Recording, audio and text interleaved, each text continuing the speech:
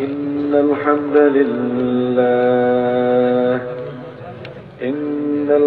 لله الذي بنعمته تتم الصالحات، الذي علم القرآن، خلق الإنسان وكرم وعلمه من البيان ما لم يعلم. فسبحان الذي لا يحصى امتنانه باللسان ولا بالقلم. نستغفره ونتوب إليه، ونشهد أن لا إله إلا الله وحده لا شريك له، ونشهد أن سيدنا وسندنا وحبيبنا وطبيبنا وطبيب أرواحنا محمدا عبد الله ورسوله، أرسله بالحق بشيرا ونذيرا، وداعيا إلى الله بإذنه وسراجا وقمرا منيرا. أما بعد، فقد قال الله تعالى في كلامه المجيد وفي فرقانه الحميد: أعوذ بالله من الشيطان الرجيم. بسم الله الرحمن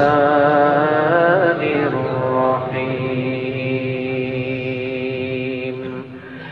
إن الله وملائكته يصلون على النبي يا أيها الذين آمنوا صلوا عليه وسلموا تسليما. اللهم صل على محمد وعلى آل محمد كما صليت على إبراهيم وعلى آل إبراهيم إنك حميد مجيد. اللهم بارك على محمد وعلى آل محمد كما باركت على إبراهيم وعلى آل إبراهيم إنك حميد مجيد. হাজার ব্যথা বেদনার পরে ফিরে আসনি তুমি আপন ঘরে। দিনের আলো তুমি ছড়িয়ে দিতে চলে গেলে মদিনায় মক্কা ছেড়ে। হে রাসূল তোমাকে ভুলি আমি কেমন করে। হে রাসূল তোমাকে ভুলি আমি কেমন করে। হে রাসূল তোমাকে ভুলি আমি কেমন করে। হে না খেয়ে দিন প্রচারের কাজে নিজেকে দিয়েছ বিলিয়ে। তায়েফের কাফিরেরা চিনল না এ আলো, দুষ্ট ছেলেদের পিছু দিল লেলিয়ে। খে না খে দিন প্রচারের কাজে নিজেকে দিয়েছ বিলিয়ে। তাইফের কাফিরেরা চিনল না এ আলো, দুষ্ট ছেলেদের পিছু দিল লেলিয়ে। পাথরের আঘাতে ক্ষত বিক্ষত হয়ে সারা শরীর থেকে রক্ত ঝরে। হে রাসূল তোমাকে ভুলি আমি কেমন করে, হে রাসূল তোমাকে ভুলি আমি কেমন করে।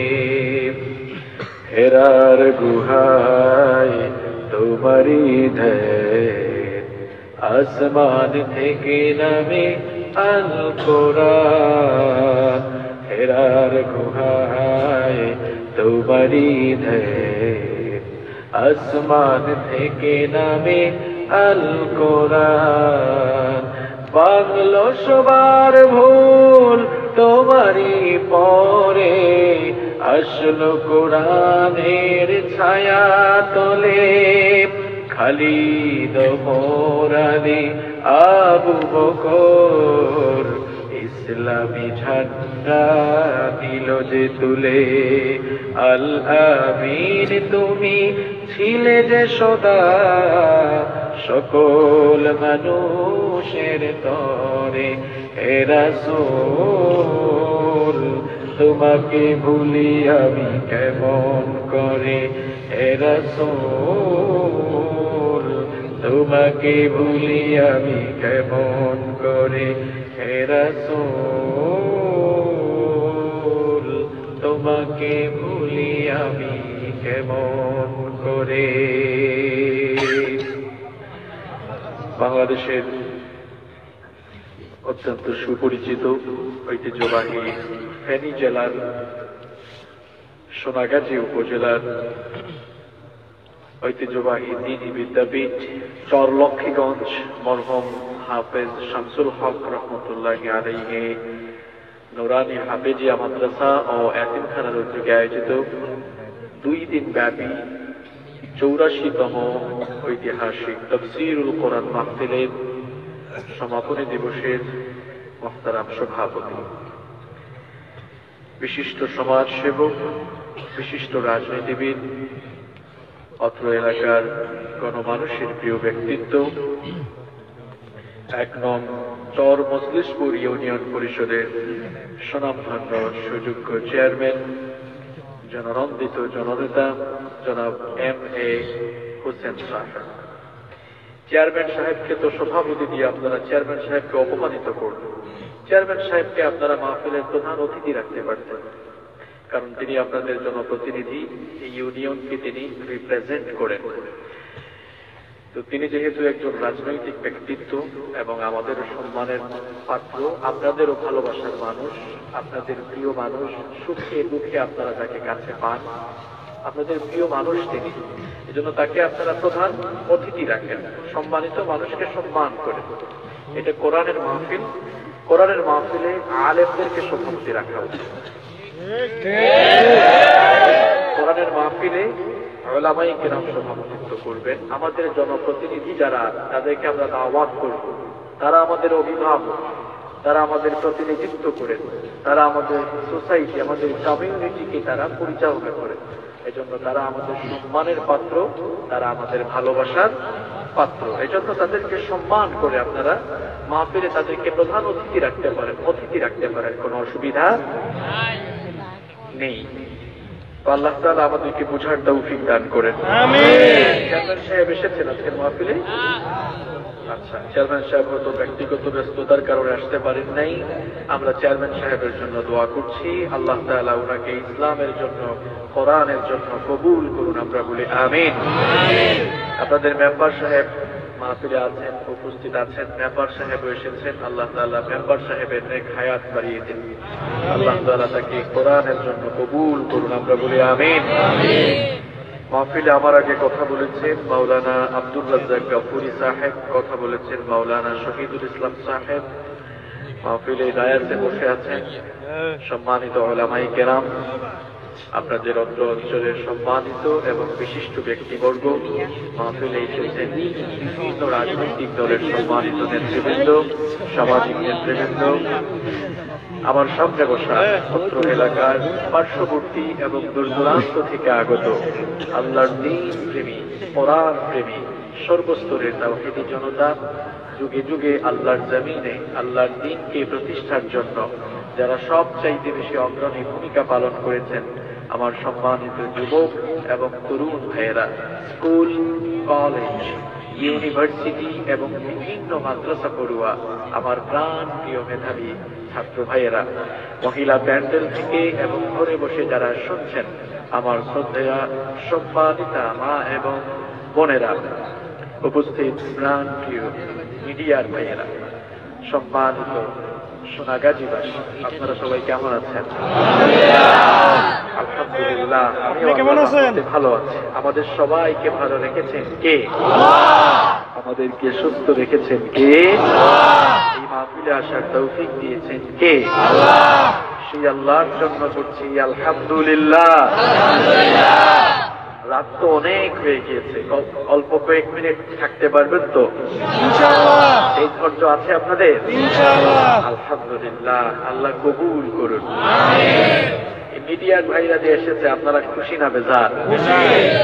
কিন্তু মাহফিলে ওঠার আগে তো আমি খুব আওয়াজ শুনলাম, এই থামেন থামেন, বসো বসো। যাদেরকে আপনারা পাত্তাই দেন না, এদের কারণেই কিন্তু আপনারা আপনাদের ঘরে মা বোনদেরকে ওয়াজ শোনাতে পারেন। খুব ভদ্র, আবার ঠিক বলে আমার কথাকে সমর্থনও দিয়েছেন। এই ভাইয়েরা আসার পরে তাদের ক্যামেরা সেট করতে 2-3 মিনিট সময় লাগে, সেই সময়টা তো আপনাদেরকে দিতে হবে। এই যে আজকের এই মাহফিলে আপনারা এখানে কয়েক শত মানুষ আছেন, আপনারা এখানে কথা শুনছেন, কিন্তু এই মাহফিলটা তারা রেকর্ড করে যখন ইউটিউবে ছেড়ে দেয়, তখন আপনাদের বোন, আপনাদের স্ত্রী, আপনাদের মায়েরা, দাদিরা, নানিরা, যারা মাহফিলে আসতে পারেন না, ঘরে বসে তারা ওয়াজ শুনতে পারেন, আলোচনা শুনতে পারেন। আগে আমাদের স্কুল, কলেজ, ইউনিভার্সিটিতে পড়ুয়া বোনেরা ইউটিউবে গিয়ে তারা হিন্দি গান শুনতো, সিনেমা দেখতো। আলহামদুলিল্লাহ, তথ্য প্রযুক্তিকে আমাদের এই মিডিয়ার ভাইয়েরা কাজে লাগাচ্ছেন। এখন দেখা যাচ্ছে আমাদের স্কুল, কলেজ, ইউনিভার্সিটির বোনেরা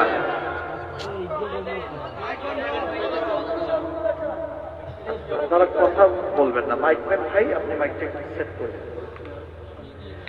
আচ্ছা, আর একটু সামনে গেলে আওয়াজ আসবে, তাই না? এখন ঠিক আছে? আগে আমাদের স্কুল, কলেজ, ইউনিভার্সিটিতে পড়ুয়া বোনেরা ইউটিউবে ঢুকে তারা হিন্দি গান, ইংলিশ গান, সিনেমা, মুভি, নাটক এগুলো সার্চ করত। কিন্তু এই মাহফিলগুলোকে এখন রেকর্ড করা হচ্ছে, ইউটিউবে পাওয়া যাচ্ছে। এখন দেখা যায় আমাদের বোনেরাও বাসায় বসে, ঘরে বসে, দেখবেন আপনাদের বউরা রান্নাঘরে গিয়ে মোবাইলে ওয়াচ দিয়েছে, ওয়াচ শুনতেছে, আবার রান্নাও করছে। এরকম হচ্ছে না? এই মিডিয়ার ভাইদের কারণে এগুলা হচ্ছে। এখন আপনারা যদি তাদেরকে অ্যাপ্রিসিয়েট না করেন, তাদেরকে ভালোবাসা না দেন, তাহলে যে ছেলেগুলো এত কষ্ট করে এই কনকনে ঠান্ডা রাতে মাহফিল শেষ হওয়ার পর আপনারা আরাম করে নাকের তেল দিয়া ঘুমাবেন, আর এরা এখানে, এদের ক্যামেরাগুলো অনেক দাম, কারো কারো ক্যামেরার দাম 3-4 লক্ষ টাকা পর্যন্ত আছে। এরা এই 3-4 লক্ষ টাকার ক্যামেরা নিয়ে কনকনে ঠান্ডার রাতে বাসের জন্য দাঁড়িয়ে থাকে। কতজনের ক্যামেরা হাইজ্যাক হয়েছে, চুরি হয়েছে। জীবনের রিস্ক নিয়ে এরা কাজ করে আপনাদের জন্য। আপনারা যদি তাদের প্রতি ভালোবাসা, সহানুভূতিশীল আচরণ প্রদর্শন না করেন, তাহলে তো এই ছেলেগুলো এই ময়দান ছেড়ে দিয়ে নাটক, সিনেমার দিকে দৌড়াবে। তাহলে এই ছেলেগুলোকে বেশি বেশি ভালোবাসার দরকার আছে না নাই? এরা মাহফিলে আসলে আপনাদের এলাকার মেহমান হিসাবে আপনারা বলবেন, ভাই আসো আমার বাড়িতে আসো, খাওয়াবো তোমাকে। মেহমানদারি করা সুন্নাহ, তাদেরকে নিয়ে খাওয়াবেন। যারা দূর থেকে আসবে বলবেন, আসো ভাই আমার বাড়িতে আজকে তুমি থাকো, মেহমানদারি করেন। এটা না করে যদি আমরা চিল্লা চিল্লি করি, এটা ঠিক হবে না প্রিয় ভাইয়েরা। আমরা আমাদের মিডিয়ার যে ভাইরা আমাদের জন্য কাজ করে, মুসলিম উম্মার জন্য কাজ করে, আমরা তাদেরকে মন থেকে ভালোবাসবো, তাদেরকে সহযোগিতা করব, আমরা তাদের সুখে দুঃখে পাশে থাকবো ইনশাআল্লাহ। পারবেন তো ইনশাআল্লাহ? এই দেখেন, এরা ক্যামেরা সেট করে দিয়েছে, তাদের কাম শেষ, এখন তারা বসে গিয়েছে। এখন তাদের কাজ শেষ করার আগ পর্যন্ত তাদেরকে সেই সময়টা দিতে হবে। এজন্য প্রত্যেক মাহফিলে গেলে আপনারা মিডিয়ার ভাইদের সাথে ভালো আচরণ করবেন। পারবেন তো ইনশাআল্লাহ? আল্লাহ আমাদেরকে বুঝার তৌফিক দান করেন। সম্মানিত ভাইয়েরা, 2 দিন ব্যাপী তাফসীরুল কোরআন মাহফিলের সমাপনী দিবসের আজকে সমাপনী অধিবেশন। আল্লাহ তাআলার শুকরিয়া যে তিনি এই চমৎকার তাফসীরুল কোরআন মাহফিল, এই প্রোগ্রামটি আপনারা প্রশাসনের ভাইদের সহযোগিতায়, রাজনৈতিক নেতৃবৃন্দের সহযোগিতায়, এলাকার মুরব্বিয়ানদের সহযোগিতায় চমৎকার করে আপনারা এই মাহফিলের আয়োজন করতে পেরেছেন এবং আস্তে আস্তে মাহফিল শেষের দিকে যাচ্ছে, আলহামদুলিল্লাহ।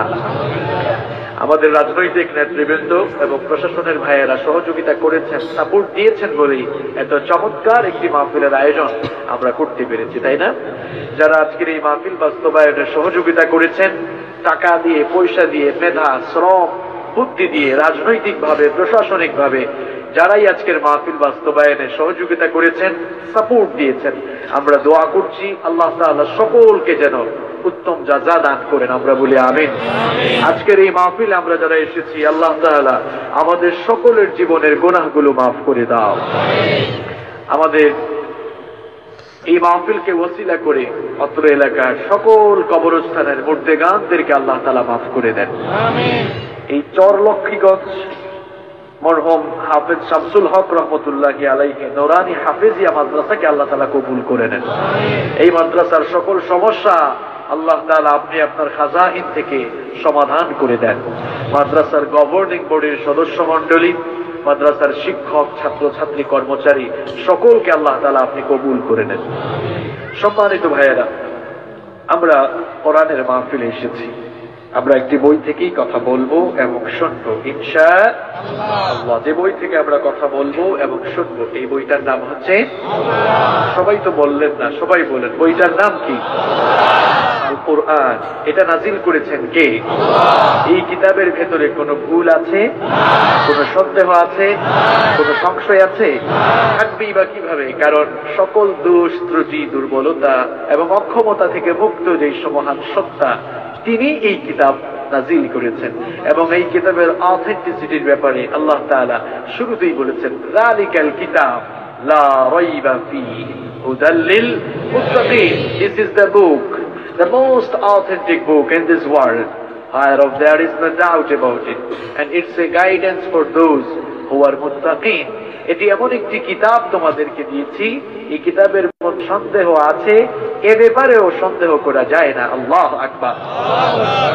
আপনারা কি ভয় পাইছেন নাকি আল্লাহু আকবার বলতে? আল্লাহু আকবারের ইতিহাস জানেন আপনারা? প্রত্যেকটি জিনিস শুরু হওয়ার একটা ইতিহাস আছে না? প্রত্যেকটি জিনিস শুরু হওয়ার একটা ইতিহাস আছে। এই আল্লাহু আকবার, এই পবিত্র স্লোগান, এই মিছিল শুরু হয়েছে কিভাবে, এর সুন্দর একটা ইতিহাস আছে, শোনাবো তো আপনাদেরকে। সাইয়েদনা ওমর ইবনুল খাত্তাব রাদিয়াল্লাহু আনহু, তিনি যখন ইসলাম কবুল করলেন, তার বয়স ছিল তখন মাত্র 26 বছর। 26 বছরের ভরা টকবগে যুবক। ইসলাম কবুল করার পর বিশ্ব নবী সাল্লাল্লাহু আলাইহি ওয়াসাল্লামের কাছে এসে তিনি বললেন, ইয়া রাসূলুল্লাহ, বলেন সাল্লাল্লাহু আলাইহি ওয়াসাল্লাম, আলাসনা আলাল হক, আমরা কি হকের উপরে প্রতিষ্ঠিত নই? বিশ্ব নবী সাল্লাল্লাহু আলাইহি ওয়াসাল্লাম তখন বললেন, বালা, অবশ্যই আমরা হকের উপরে প্রতিষ্ঠিত। তখন ওমর রাদিয়াল্লাহু আনহু বললেন, ইয়া রাসূলুল্লাহ, বলেন সাল্লাল্লাহু আলাইহি ওয়াসাল্লাম, যদি সত্যিকার অর্থেই আমরা হকের উপরেই থাকি, তাহলে আপনার সাহাবীরা এখনো গোপনে গোপনে নামাজ পড়ছে কেন?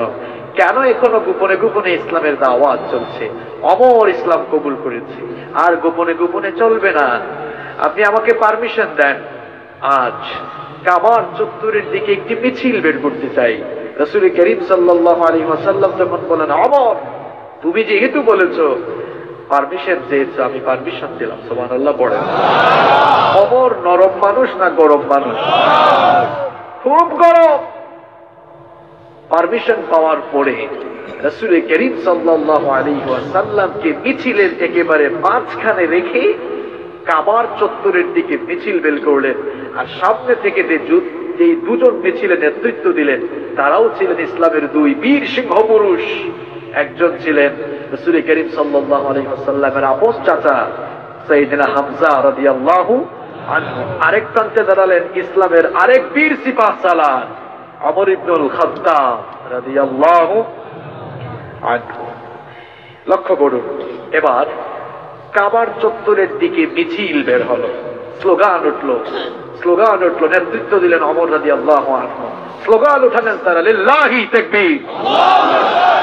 আপনারা যেমন এখন স্লোগান দিলেন, ঠিক একই ভাবে তারা স্লোগান দিয়ে আকাশ বাতাস প্রকম্পিত করলেন আর কাবার চত্বরের দিকে রওনা করলেন। আবু জাহালের কানে এই সাউন্ড গেল। আবু জেহেল বের হয়ে বলে, দেখো তো আমার নির্বাচনী এলাকায় এই নতুন সাউন্ড আমার কোত্থেকে আসে, এটা কে দেয়, দেখো তো কি। আবু জাহালের সাঙ্গপাঙ্গরা বের হয়ে দেখলো মিছিল তো আসতেছে, আর মিছিলের সামনে যে নেতৃত্ব দিচ্ছে সে সাদা মাথা মার্কা কোনো লোক নয়, নেতৃত্ব দিচ্ছে কে? আবু জেহেলকে এসে কয়, স্যার ঘটনাটা ঘটে গেছে। কি ঘটনা? কই মিছিল তো আসতেছে, মুসলমানরা নিয়ে আসতেছে, যাদেরকে এতদিন পিটাইছেন এরাই মিছিল নিয়ে আসতেছে। আবু জেহেল কয়, এত পিটাইলাম, এত মাইর মারলাম, এত বড় সাহস, এবার কাবার চত্বরের দিকে মিছিল বের করি, চলো সবগুলাকে ধরবো। কয়, স্যার কারে ধরবেন? সামনে কে জানেন? কয়, কে? কয়, ওমর। আবু জেহেল মাথায় হাত দেওয়া, কয়, কি বলো, এটা আমাদের পার্টির লোক, আমাদের দলের লোক, ওখানে গেল কেমনে? কয়, স্যার সত্যি বলতেছে। কয়, না, বিশ্বাস করি না। বের হয়ে দেখলো, হায় হায়, এতদিন যারে সঙ্গে নিয়ে ঘুরলো সেই ওমর তো এখন তার দলে আর। আবু জেহেল একটু আগেই বলছিল প্রস্তুতি নাও, আক্রমণ করবে, এবার কয়, এই থাম, দেখোস না সামনে কে?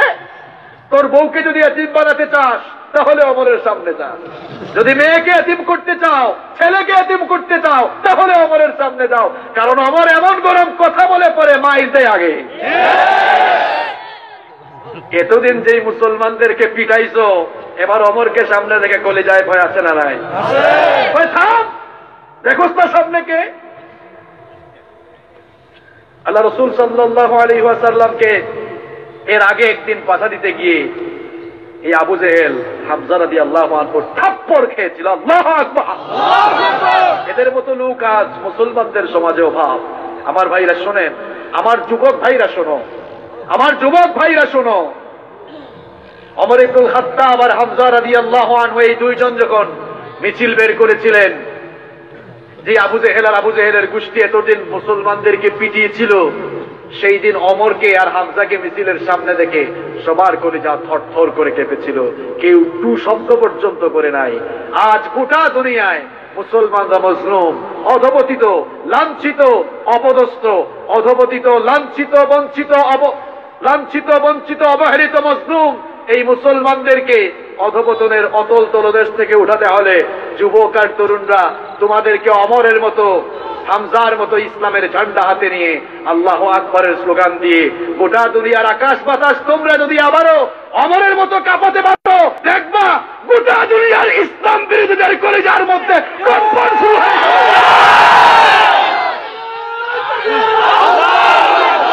আমার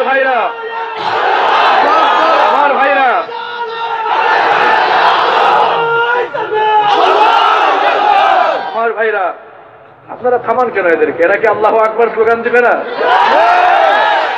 আমি তো থামেন, বসেন, বসেন। এরা তো সরকার বিরোধী কোনো কথা বলছে না, এটা সরকার বিরোধী কোনো মাহফিল নয়। আমাকে যারা চিনেন, আমি আমার মাহফিলে সরকারের বিরুদ্ধে একটা কথাও বলি না, জনপ্রতিনিধিদের বিরুদ্ধে কথা বলি না, পুলিশের ভাইদের বিরুদ্ধে কথা বলি না। আপনারা জানলে অবাক হয়ে যাবেন, আমার 99% মাহফিলের আয়োজক হচ্ছেন আওয়ামী লীগের লোক। ছাত্রলীগের ভাইরা আমাকে ভালোবাসে, যুবলীগের ভাইরা আমাকে ভালোবাসে। বাংলাদেশের বহু অঞ্চলে গেলে ছাত্রলীগের সভাপতি তার দলবল নিয়ে আমাকে রিসিভ করতে আসে। তারা আমাদেরকে মাহফিলের সুন্দর পরিবেশ সৃষ্টি করে দেয়। আপনাদের এখানে আসার আগে আমি একটা মাহফিল করে এসেছি। ওই ইউনিয়নের ছাত্রলীগের সভাপতি আমাকে রিসিভ করেছে, মাহফিল শেষে আমাকে বিদায় দিয়েছে। কি সুন্দর ব্যবহার, আলহামদুলিল্লাহ। এই ছেলেগুলো আমাদেরকে সাপোর্ট দিচ্ছে বলে আপনারা মাহফিলে এসে আলোচনা শুনতে পারেন। আপনারা এদেরকে থামান কেন? এরা কি আল্লাহু আকবার স্লোগান দিতে পারবে না? এটা তো সরকার বিরোধী স্লোগান নয়। আল্লাহু আকবার স্লোগান হলো সেই ইসলামের স্লোগান, ঠিক কিনা? এটা আমাদের সকলের স্লোগান। এই স্লোগান আপনাদের এত ভয় লাগে কেন?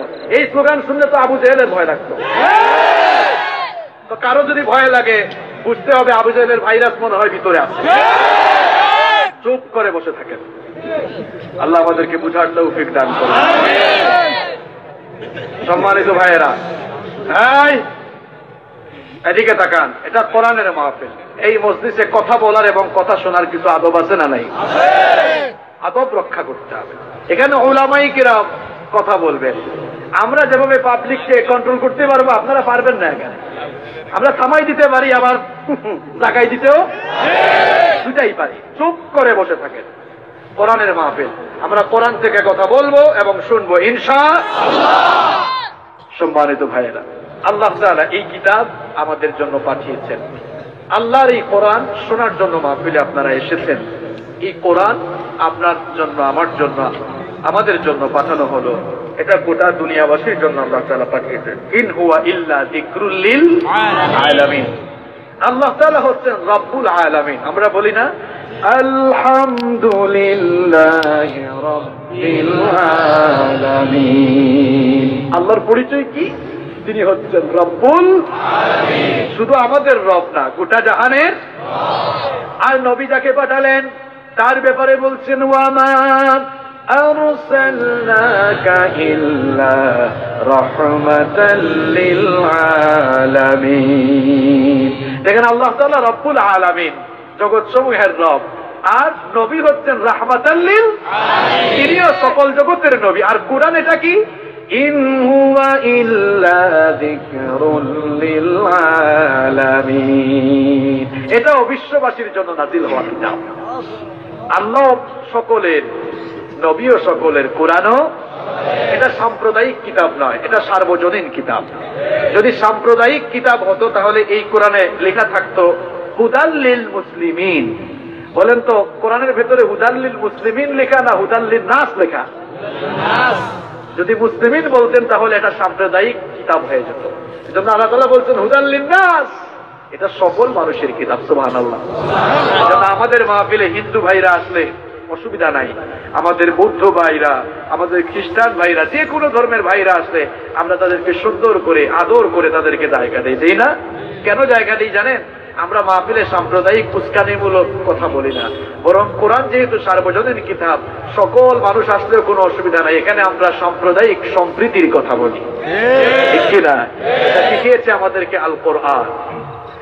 সম্মানিত ভাইয়েরা, এই কোরআন আল্লাহ তাআলা আমাদেরকে দিয়েছেন। এই কোরআন এটি এমন একটি কিতাব, এই কিতাবের সঙ্গে যারা থাকবে কোরআনও তাদেরকে জান্নাতের পথের দিকে নিয়ে যাবে। আমরা জান্নাত চাই কি চাই না? হেদায়াত চাই কি চাই না? কোরআন থেকে যদি আমি আপনি হেদায়াত চাই, আমরা যদি জান্নাতের আলোয় আলোকিত একটি জীবন গঠন করতে চাই, তাহলে আমাদের প্রতি কোরআন যে দাবিগুলো পেশ করেছে সেই দাবিগুলো পূরণ করতে হবে। ওই দাবি পূরণ না করলে সারা জীবন কোরআন পড়বেন, মাহফিলেও আসবেন, কিন্তু কোরআন থেকে হেদায়াতও নিতে পারবেন না, কোরআনের আলোয় নিজেকে আলোকিত করতে পারবেন। আমরা কোরআনের আলোয় আলোকিত হতে চাই কি চাই না? কোরআনের আলোয় আলোকিত মানুষ যদি হতে চাই, আমরা যদি কোরআন থেকে হেদায়াত পেতে চাই, আল কোরআন আল কারীম আমাদের প্রতি যে দাবিগুলো পেশ করেছে সেই দাবিগুলো আমাদেরকে পূরণ করতে হবে। এবার প্রশ্ন হচ্ছে, আমাদের প্রতি কোরআনের দাবিসমূহ কি? আমি আমার ক্ষুদ্র রিসার্চে, আমি আমার ক্ষুদ্র গবেষণায় আমাদের প্রতি কোরআনের কি কি দাবি আছে তা বের করতে গিয়ে 8টি দাবি পেয়েছি। কয়টা? আমরা আজকে সেই বিষয়েই কথা বলবো ইনশাআল্লাহ। তাহলে আমাদের আজকের আলোচনার বিষয় হচ্ছে আমাদের প্রতি কোরআনের 8টি দাবি। সবাই বুঝতে পেরেছেন? নাম্বার 1, আমাদের প্রতি কোরআনের 1 নাম্বার দাবি হচ্ছে আল্লাহ তাআলার এই কিতাবের বিশুদ্ধ তেলাওয়াত জানা, এটি পড়তে জানা। আমার প্রিয় ভাইয়েরা, এই যে আপনারা মাহফিলে আসলেন, কোরআনের মাহফিলে সত্যি তো আপনারা এসেছেন, খুব ভালো কাজে এসেছেন, কিন্তু আল্লাহ তাআলার এই কিতাবের প্রথম দাবিটাই হলো আমি আপনি যেন এই কোরআনটা শুদ্ধ করে পড়তে পারি। কিন্তু জানেন, খুব আফসোসের ব্যাপার হলো, দুঃখের ব্যাপার হলো, আমাদের অনেক প্রিয় ভাইয়েরা আছেন যারা কোরআনটা খুললে অক্ষর চিনে না, দেখে দেখে পড়তে পারে না। এমন মানুষ আমাদের সমাজে আছে কিনা? তাহলে আল্লাহর দেওয়া এই কিতাবের প্রথম দাবি পূরণেই আপনি ব্যর্থ হয়ে গেলেন। আপনার বয়স 30 বছর, 40 বছর, 50 বছর হয়ে গেল, কখন চলে যাব আমরা কেউ তো জানি না।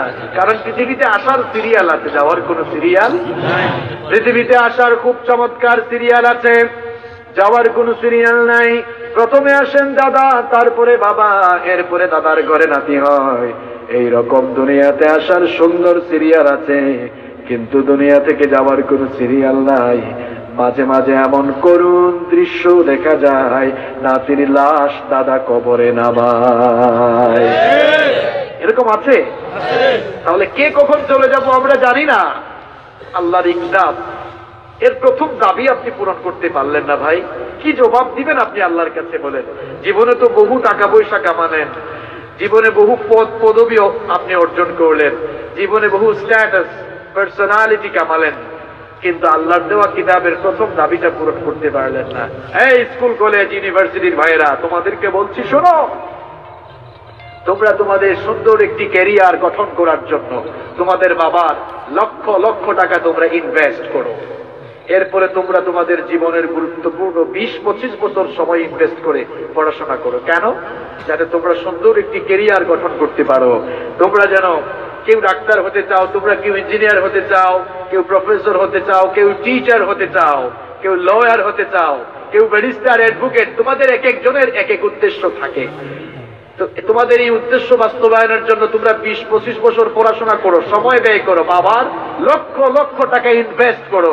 আমি যদি তোমাকে বলি যে আল্লাহ তাআলার কোরআন শিখে তোমার নিজের চরিত্র গঠনের জন্য, জান্নাতের ঠিকানা খুঁজে পাবার জন্য, নিজের জ্ঞান ভান্ডার সমৃদ্ধ করার জন্য তোমার বাবার কত টাকা তুমি এখানে ইনভেস্ট করেছো, তোমার জীবনের কত সময় তুমি এখানে বিনিয়োগ করেছো, তোমার বিবেকের কাছে আমি প্রশ্ন রাখলাম, তোমার বিবেকের কাছেই তুমি এর উত্তর খুঁজে নিও। কি করেছো তুমি? তুমি দেশের বাইরে যাওয়ার জন্য স্কলারশিপের জন্য আবেদন করো, তারপরে তুমি বিভিন্ন ভাষার উপরে কোর্স করো, আইএলটিএস করো, টোফেল করো, জিআরই করো, ইংলিশ ল্যাঙ্গুয়েজের কোর্স তুমি করো, চীনে যাওয়ার জন্য চাইনিজ ল্যাঙ্গুয়েজের কোর্স করে, আছে না চুয়াং ওয়াং ওয়াং, এই ভাষাগুলো শিখে। কেন? চীন দেশে গিয়ে পড়াশোনা করবে, জার্মান ল্যাঙ্গুয়েজের কোর্স করে, কোরিয়ান ল্যাঙ্গুয়েজের কোর্স করে। দেখবেন আপনারা ফেনীতে গেলে, ঢাকায়, চিটাগাং গেলে বিভিন্ন দেশের ভাষা শেখার কোর্স আছে না? হাজার হাজার টাকা খরচ করে তোমরা ফরেন ল্যাঙ্গুয়েজ চর্চা করো, ফরেন ল্যাঙ্গুয়েজ শেখো। অবশ্যই তোমরা শিখবা, কারণ তোমাদের সুন্দর কেরিয়ার সাজাবার জন্য যা করা দরকার তোমরা করছো, কোনো অসুবিধা নেই। কিন্তু তোমার বিবেকের কাছে আমি প্রশ্ন রাখছি, তুমি আল্লাহ তাআলার পাঠানো শ্রেষ্ঠ এই কিতাব, এই কিতাবের তেলাওয়াত শেখার জন্য কত টাকা খরচ করেছো, কত সময় দিয়েছো? এই কিতাব শেখার জন্য তো তুমি কোনো কোর্স করলা না, কোনো হুজুরের কাছে গেলা না, কোনো আলেমের কাছে গেলা না। কি জবাব দিবা আল্লাহর কাছে বলো? অথচ রব্বুল আলামিন কোরআনে কারীমের 73 নম্বর সূরা সূরাতুল মুজাম্মিলের 4 নম্বর আয়াতে আমাকে আপনাকে আদেশ দিয়েছেন, ওয়ারাতিলিল কুরআনা তারতিলা। আমার এই কিতাবকে তোমরা ধীরস্থির ভাবে সুন্দর করে ধীরে ধীরে তাজবিদের সাথে, তাহসিনের সাথে তেলাওয়াত করো। আর আপনারা তেলাওয়াত করছেন কেমন করে? কোরআন আপনারা কোরআনের মতো পড়েন না, কোরআন আপনারা আপনাদের মতো পড়েন। আউযু বিল্লাহি মিনাশ শাইতানির রাজিম, বিসমিল্লাহির রহমানির রহিম। অথচ এদেরকে বলেন, ইংরেজিতে বলেন ইন্ট্রোডিউস ইউরসেলফ, দেখবেন এরপরে ফপাস ফপাস করে ইংলিশ বলা শুরু করবে, বলে হ্যালো এভরিওয়ান, দিস ইজ অমুক, আই এম ফ্রম ক্যানিং, তাই না? এরপরে তার কুষ্টি সুত্তা সব অ্যাড্রেস ইংরেজিতে দিতে পারবে। তুমি ইংরেজিতে খুব চমৎকার করে কথা বলতে পারো, কিন্তু আল্লাহর কোরআন পড়তে গেলে তোমার দাঁত ভেঙে যায় কেন? কারণ তুমি কোরআন চর্চা করো নাই। আর বাবা মাদেরকে বলতে চাই, আপনাদের ছেলে মেয়েদেরকে আপনারা ইংলিশ মিডিয়ামে পড়ান, সায়েন্স কমার্সে পড়ান, আমাদের কোনো অসুবিধা নাই। আপনার সন্তানদেরকে এবিসিডি ও আ ক খ পড়ে শিখাইয়েন, আলিফ বা তা তা আগে শিখাইয়েন, নইলে মারা যাবেন আর এই কুসন্তানগুলো রেখে যাবেন, দেখবেন কুস্তা খেয়েও পশ্চিম দিকে একবারও পড়বে না। এমন সন্তান রেখে যান মারা যাওয়ার পরে যেন আপনার সন্তানই আপনার জানাজা দেওয়ার যোগ্যতা রাখে। ইমাম সাহেব অথবা একজন বাহিরের হুজুর এসে যে আবেগ নিয়ে জানাজা পড়াবে, আপনার সন্তান যদি জানাজা পড়ায় এত বেশি আবেগ কাজ করবে, প্রত্যেকটা তাকবীর দিতে গিয়ে তার কলিজা ফাটবে আর চোখের পানি ছেড়ে দিয়ে আপনার জন্য দোয়া করবে। নিজের ছেলে মেয়েকে মানুষ বানায় যান, অমানুষ বানায় যায়েন না, কুসন্তান বানায় যায়েন না। এত সুন্দর হাফেজি মাদ্রাসা, এখানে পাঠাই আগে কোরআন শেখান। কোরআন আপনার প্রতি প্রথম দাবি পেশ করছে, এই কোরআন আপনি শিখেন। আমি হাত তুলে লজ্জা দিতে চাই না, হয়তো 95 ভাগ মানুষ পাওয়া যাবে এরা এখনো শুদ্ধ করে কোরআনটা পড়তে যাবে না। রুব্বা কারিউল কোরআন ওয়াল কোরআন ইয়ালআনুহু, কোরআনের এমন বহু পাঠক আছে এরা কোরআন তেলাওয়াত করলে সওয়াব পায় না, উল্টা লানত পায়। এখন আপনারা জবাব দেন তো প্রিয় ভাইয়েরা, কোরআন পড়লে সওয়াব হয় না গুনাহ হয়? আমরা তো জানি সওয়াব হয়, কিন্তু এখানে বলা হচ্ছে কোরআনের এমন কিছু পাঠক আছে পড়লে কোরআন লানত দেয়। এরা কারা জানেন? আলাম তারা কাইফা ফাআলা রাব্বুকা বিআসহাবিল ফিল, পড়ে না? কিছু মানুষ ধাক্কায় ধাক্কায় কোরআন পড়ে, আপনাদের এলাকায় আছে? চট্টগ্রামে আছে, সিলেটে আছে, ঢাকায় আছে, বহু জায়গায় দেখছি। আপনাদের এলাকায় আছে? এরকম ধাক্কায় ধাক্কায় কোরআন পড়তে আপনাকে কে বলছে? আচ্ছা বলেন তো, আমাদের মাতৃভাষা বাংলা, রক্ত দিয়ে কেনা আমাদের এই ভাষা, তাই না? আমরা যদি বাংলা ভাষা, কেউ মনে করেন কেউ আপনার সামনে এই পুস্টার এইরকম করছে, চর লক্ষ্মী ধাক্কায় ধাক্কায় বলে, ভাল লাগবে শুনতে? ভাল লাগবে? বুঝে যাবে এই লোকটা বাংলা ভাষা এখনো জানে না এবং ভাষার হক আদায় করছে না। তা আপনি যদি কোরআনকে এরকম ধাক্কাই ধাক্কাই বলেন, কোরআনের হক আদায় হবে? সওয়াব পাবেন না, উল্টা আরো কি পাবেন? লানত পাবেন। এই জন্য আজ মাহফিলে যারা এসেছেন এখানে বসেই সিদ্ধান্ত নেন, এখানে বসেই সিদ্ধান্ত নেন, যার কাছেই আমরা সুযোগ পাবো আগে গিয়ে কোরআন শিখবো। যেই লোকটা কোরআন জানে পাগলের মতো তার কাছে ছুটে গিয়ে কোরআন শিখবো। কোরআন ছাড়া আপনার জীবনে শান্তি আসবে না, হেদায়েত খুঁজে পাবেন না। আর সব চাইতে বড় কথা হলো, কোরআন আল্লাহ তাআলা আপনাকে দিয়েছেন, এই কোরআন থেকে আপনি যদি মুখ ফিরিয়ে নেন, আমার ভাইয়েরা একটা আয়াত ভালো করে শোনেন, এই কোরআনকে যারা পরিত্যাগ করবে, কোরআন থেকে যারা মুখ ফিরিয়ে নিবে, কিয়ামতের কঠিন বিভীষিকাময় দিনে রব্বুল আলামিন যখন হাসরের মাঠে আমাকে আপনাকে সকলকে একত্রিত করবেন, বিশ্ব নবীর কাছে নাজিল হওয়া এই কোরআন থেকে যারা মুখ ফিরাবে, কোরআন যারা পড়বে না, কোরআন যারা বুঝবে না, আমার নবীও সেই সকল নিকৃষ্ট লোকদের থেকে মুখ ফিরে আনিবেন। আল্লাহু আকবার! কি কঠিন কথা, কি ভয়ঙ্কর সতর্কবাণী।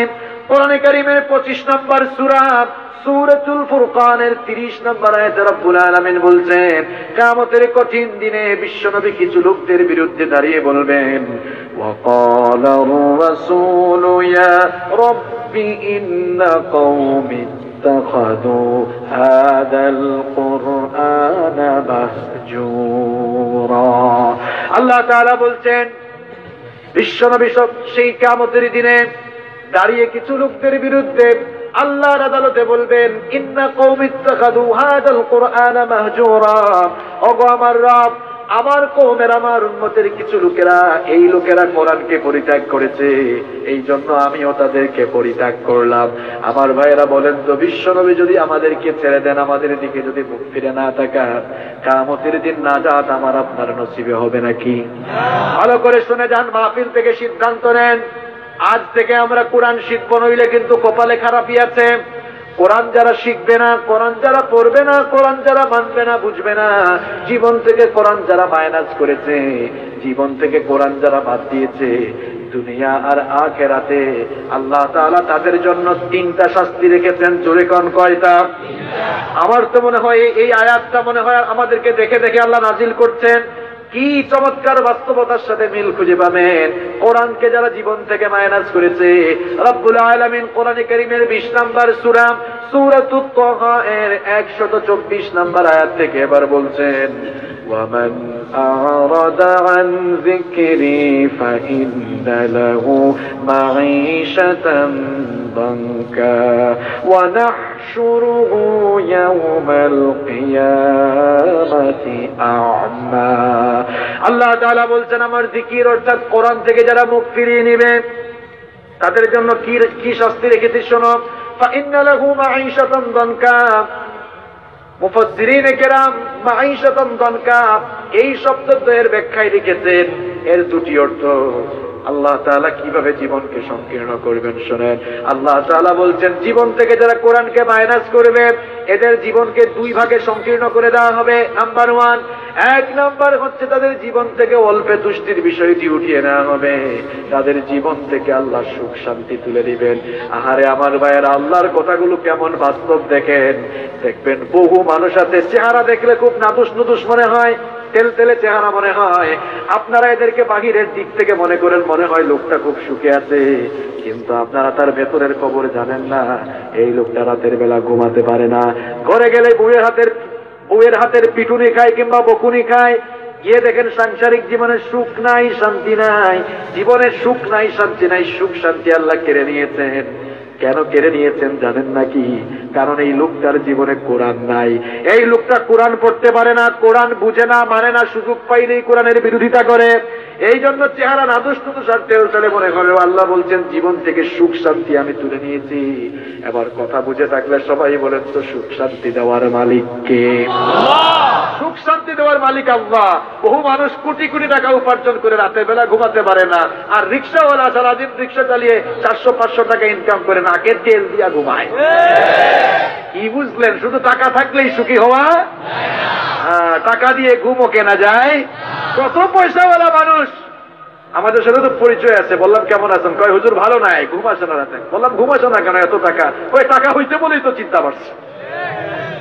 তাহলে সুখ শান্তি দেন কে? এই আয়াতে রাব্বুল আলামিন বলছেন যারা তাদের জীবনে কোরআনকে বাদ দিয়ে দিয়েছে আল্লাহ এদের জীবন থেকে সুখ শান্তি তুলে নিয়েছেন। এই আয়াতের ব্যাখ্যায় মুফাসসিরিনে কেরাম 2 নম্বর অর্থ দিয়েছেন এদের কবরের জীবনকে আল্লাহ সংকীর্ণ করে দিবেন। সারা জীবন যারা কোরআন থেকে মুখ ফিরিয়েছে, কোরআনের বিরোধিতা করেছে, যারা কোরআন পড়ে নাই, বুঝে নাই, মানে নাই, এদেরকে কবরে রাখার পরে এদের কবরের 2 পাশের মাটি একত্রিত করে দেওয়া হবে, যার দরুন তাদের এক পাশের পাঁজর আবার অপর পাশের পাঁজরের সঙ্গে গিয়ে এরকম ঢুকে যাবে। কবরের ভেতরে এরকম করে তাদেরকে আযাব দেওয়া হবে। এরপরে তাদের 3 নাম্বার শাস্তি হলো ওয়ানা শুরুহু ইয়াউমাল কিয়ামাতি আ'মা। ওই লোকগুলোকে আল্লাহ তাআলা হাসরের ময়দানে অন্ধ অবস্থায় উঠাবেন। এই লোকগুলো যখন আল্লাহকে বলবেন ক্বালা রাব্বি লিমা হাশারতানি আ'মা ওয়া ক্বাদ কুনতু বাসীরা, তারা বলবে হায় আল্লাহ, দুনিয়ায় তো আমাদের চক্ষু ছিল, আমরা চোখে দেখতাম, কিন্তু হাসরের ময়দানে তুমি আমাদেরকে অন্ধ অবস্থায় উঠিয়েছো কেন? এই লোকগুলো যখন আল্লাহর কাছে এই প্রশ্ন করবে, আল্লাহ তাআলা তখন বলবেন قال كذلك أتتك آياتنا فنسيتها وكذلك اليوم تنسى। আল্লাহ তাআলা বলবেন আমার বান্দা, তুমি যখন দুনিয়াতে ছিলে তোমার ঘরে কোরআন ছিল, তোমার কাছে কোরআন ছিল, কোরআন থাকার পরেও তুমি কোরআন থেকে মুখ ফিরালে, এত বছর হায়াত পেলে কোরআন পড়লে না, কোরআন জানলে না, কোরআন মানলে না, বরং যেখানেই সুযোগ পেয়েছো কোরআনওয়ালা লোকদেরকে পিটিয়েছ, যেখানেই সুযোগ পেয়েছো কোরআনের বিরোধিতা করেছো। আমার কোরআন পেয়ে চক্ষু থাকতেও তুমি অন্ধ হয়েছ, এই জন্য তোমাকে আজকে অন্ধ করেই হাসরে উঠালাম। আমার কোরআনকে দুনিয়ায় যেভাবে তুমি ভুলে গিয়েছিলে, ওয়াকাযালিকাল ইয়াউমা তুনসা, তোমার রব আমিও তোমাদেরকে আজ ভুলে গেলাম। নাউযু বিল্লাহি। কিয়ামতে যদি আল্লাহ আপনাকে বলেন আমি তোরে ভুলে গেলাম, বলেন এই লোকটা আর বাঁচতে পারবে? বাঁচতে পারবে? এই জন্য আমার ভাইয়েরা, যদি আমরা বাঁচতে চাই, নাজাত চাই, জীবনটাকে যদি সুখ শান্তি সমৃদ্ধিতে ভরে দিতে চাই, আমাদের যদি কোরআনের যে 1 নাম্বার দাবি কোরআন শিখা, এই কোরআনটা আমার আপনার সকলের শিখার দরকার আছে না নাই? তাহলে আমাদের প্রতি কোরআনের 1 নাম্বার দাবি হলো এই কিতাবটা শেখা। বাবা মা যারা আসছেন সন্তানদেরকে অ আ ক খ পড়ে শিখাইয়েন, ABCD পড়া শিখাইয়েন, পড়ে শিখাইয়েন, আগে আলিফ বা তা শিখান। Teach your children the Holy Book Quran. The Holy Book Quran will teach your children everything. আপনার সন্তানের হাতে কোরআন দেন, এর কোরআন শিখান আগে, দেখবেন এই কোরআন আপনার সন্তানকে গোটা দুনিয়ার জ্ঞান বিজ্ঞানের সাথে পরিচয় করিয়ে দিবেন, ঠিক না? আমাদের প্রতি কোরআনের 2 নম্বর দাবি হলো, যখনই আপনি কোরআন শিখে গেলেন, এবার 2 নম্বর কাজ হচ্ছে কোরআনটা বেশি বেশি পড়া। কোরআন আপনি বেশি বেশি পড়বেন। কোরআন যত বেশি পড়বেন আপনার ঈমান বাড়িয়ে দিবেন কে? আল্লাহ। ব্যাটারির চার্জ কমলে ওই ব্যাটারি দিয়ে কোনো কিছু যেমন চলে না, তেমনি ঈমানের তেজ, ঈমানের ব্যাটারির পাওয়ার কমলেও ঈমানের পথে টিকে থাকা। ঈমান নামক ব্যাটারিকে যদি আপনি চার্জ দিয়ে ফুলফিল রাখতে চান, তাহলে সব সময় কোরআন তেলাওয়াত করার দরকার আছে না নাই? কোরআনে কারীমের 8 নম্বর সূরা সূরাতুল আনফালের 2 নম্বর আয়াতে রব্বুল আলামিন বলছেন, ইন্নামাল মুমিনুনা আল্লাযীনা ইযা যুকিরাল্লাহু ওয়াজিলাত কুলুবুহুম ওয়া ইযা তুলিয়াত আলাইহিম আয়াতুহু যাদাতুহুম ঈমানা ওয়া আলা রাব্বিহিম ইয়াতাওয়াক্কালুন। আল্লাহ তাআলা বলছেন, নিশ্চয়ই মুমিন তো তারা যাদের সামনে আল্লাহর কথা বলা হলে অন্তর কেঁপে ওঠে, আর মুমিন তো তারা যাদের সামনে আল্লাহর আয়াতগুলো তেলাওয়াত করা হলে তাদের ঈমান আরো বেড়ে যায়। তাহলে আমরা যত বেশি কোরআন তেলাওয়াত করব, ঈমান বাড়াবেন কে? আল্লাহ। আল্লাহ রাসূল বললেন, লা তাজআলু বুয়ুতাকুম মাকাবির, তোমরা তোমাদের ঘরটাকে কবর বানিয়ে ফেলো না। ঘরের ভেতরে কোরআন তেলাওয়াত করো, ঘরের ভেতরে কোরআনের আওয়াজ জারি রাখো। যেই ঘরে কোরআনের তেলাওয়াত যত বেশি, সেই ঘরে আল্লাহর রহমত আর বরকত কম না বেশি? আপনাদের ঘরে তো কোরআন তেলাওয়াত হয় না, সারাদিন শুধু ঘর থেকে হিন্দি গান আর ঝাঁকানাকা সাউন্ড আসে। শ্রেণীতে নাই শান্তি কেমনে আসবে? ঘরে বরকত কেমনে আসবে? রহমত কেমনে আসবে? আল্লাহর নবী বলেছেন, বরকত যদি বাড়াতে চাও, রহমত যদি বাড়াতে চাও, বেশি বেশি কোরআন তেলাওয়াত করো। সেই ঘরে কোরআন তেলাওয়াত হয়, সেই ঘরে শয়তান, জিন বা ভূত কখনো আসর করতে পারে না। তাহলে কোরআন বেশি বেশি পড়বেন তো? আচ্ছা, তাহলে আমাদের প্রতি কোরআনের 2 নম্বর দাবি হলো এই কোরআনটা কি করা? বেশি বেশি তেলাওয়াত করা। পয়েন্টগুলো কিন্তু মনে রাখবেন, 8টা পয়েন্টের উপরেই আজকের আলোচনা হচ্ছে। 1 নম্বর কি বললাম? আল্লাহর কোরআনটা শিখা। শিখবেন তো ইনশাআল্লাহ? যুবক ভাইরা, তোমরা যারা শিখো নাই, আজকে কি সিদ্ধান্ত নেওয়া যায় যে আমরা কোরআন শিখবো? যাকে কাছে পাবো তার কাছে পাগলের মতো ছুটে যাব, কোরআন শিখবো। আমরা পারবো? কারা কারা রাজি? হাত তুলেন তো। মাশাআল্লাহ, হাত নামান। আল্লাহ কবুল করুন আপনাদের। এরপরে 2 নম্বর কি বললাম? বেশি বেশি কোরআন তেলাওয়াত। নাম্বার 3 নম্বর হচ্ছে, কোরআন যখন আপনি শিখবেন, আরেকজনকে কোরআন শিখাবেন। আমার ভাইয়েরা ভালো করে শুনেন, কোরআনের ছাত্র হতে পারা, শিক্ষক হতে পারা, এটা অত্যন্ত নিয়ামতের ব্যাপার, সৌভাগ্যের ব্যাপার। কারণ বিশ্বনবী সাল্লাল্লাহু আলাইহি ওয়াসাল্লাম বলেছেন, খায়রুকুম মান তাআল্লামাল কুরআনা ওয়া আল্লামা, তোমাদের মধ্যে তারাই সবচাইতে শ্রেষ্ঠ, সবচাইতে উত্তম, যারা কোরআন শিখে আর মানুষদেরকে কোরআন শিখায়। এরা হচ্ছে সবচাইতে দামি মানুষ। যখন আপনারা বিয়ে শাদীতে যাবেন, বিয়ে শাদীতে কত গিফট আপনারা দেন, কোরআনও দিবেন, কোরআন দিবেন। সহজে সওয়াব কামানোর 2টা টিপস আপনাদেরকে দিচ্ছি। মানুষকে কোরআন দিবেন, সে কোরআন পড়লে, তেলাওয়াত করলে আপনার আমলনামায় সওয়াব দিবেন কে? আল্লাহ। মানুষকে কোরআন শিখায় দিবেন, ওই লোকটা যতদিন কোরআন পড়বে তার থেকে যত লোক কোরআন শিখবে, এর একটা পার্সেন্টেজ, সওয়াবের একটা পার্সেন্টেজ আপনার আমলনামায় দিবেন কে? আল্লাহ।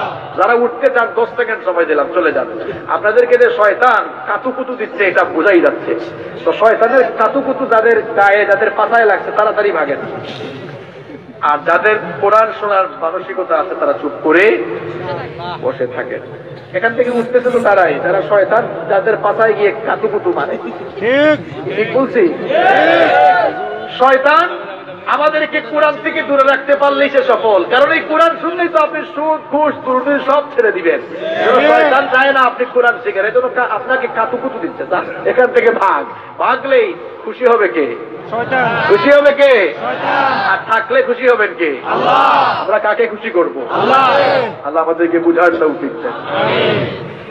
তাহলে কোরআনের 3 নম্বর দাবি হলো, কোরআন নিজে শেখার পর আর একজনকে শেখানো। এই ক্ষেত্রে আমি মা বাবাদেরকে বলবো, আপনারা আপনাদের সন্তানদেরকে সবার আগে কোরআন শেখান।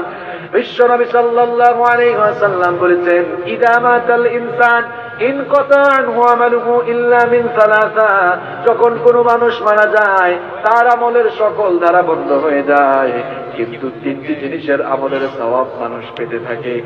এক নাম্বার হলো সদকাতুন জারিয়া, মারা যাওয়ার পরে ও কবরে বসে বসে সদকায়ে জারিয়া করে গেলে সওয়াব দিবেন কে?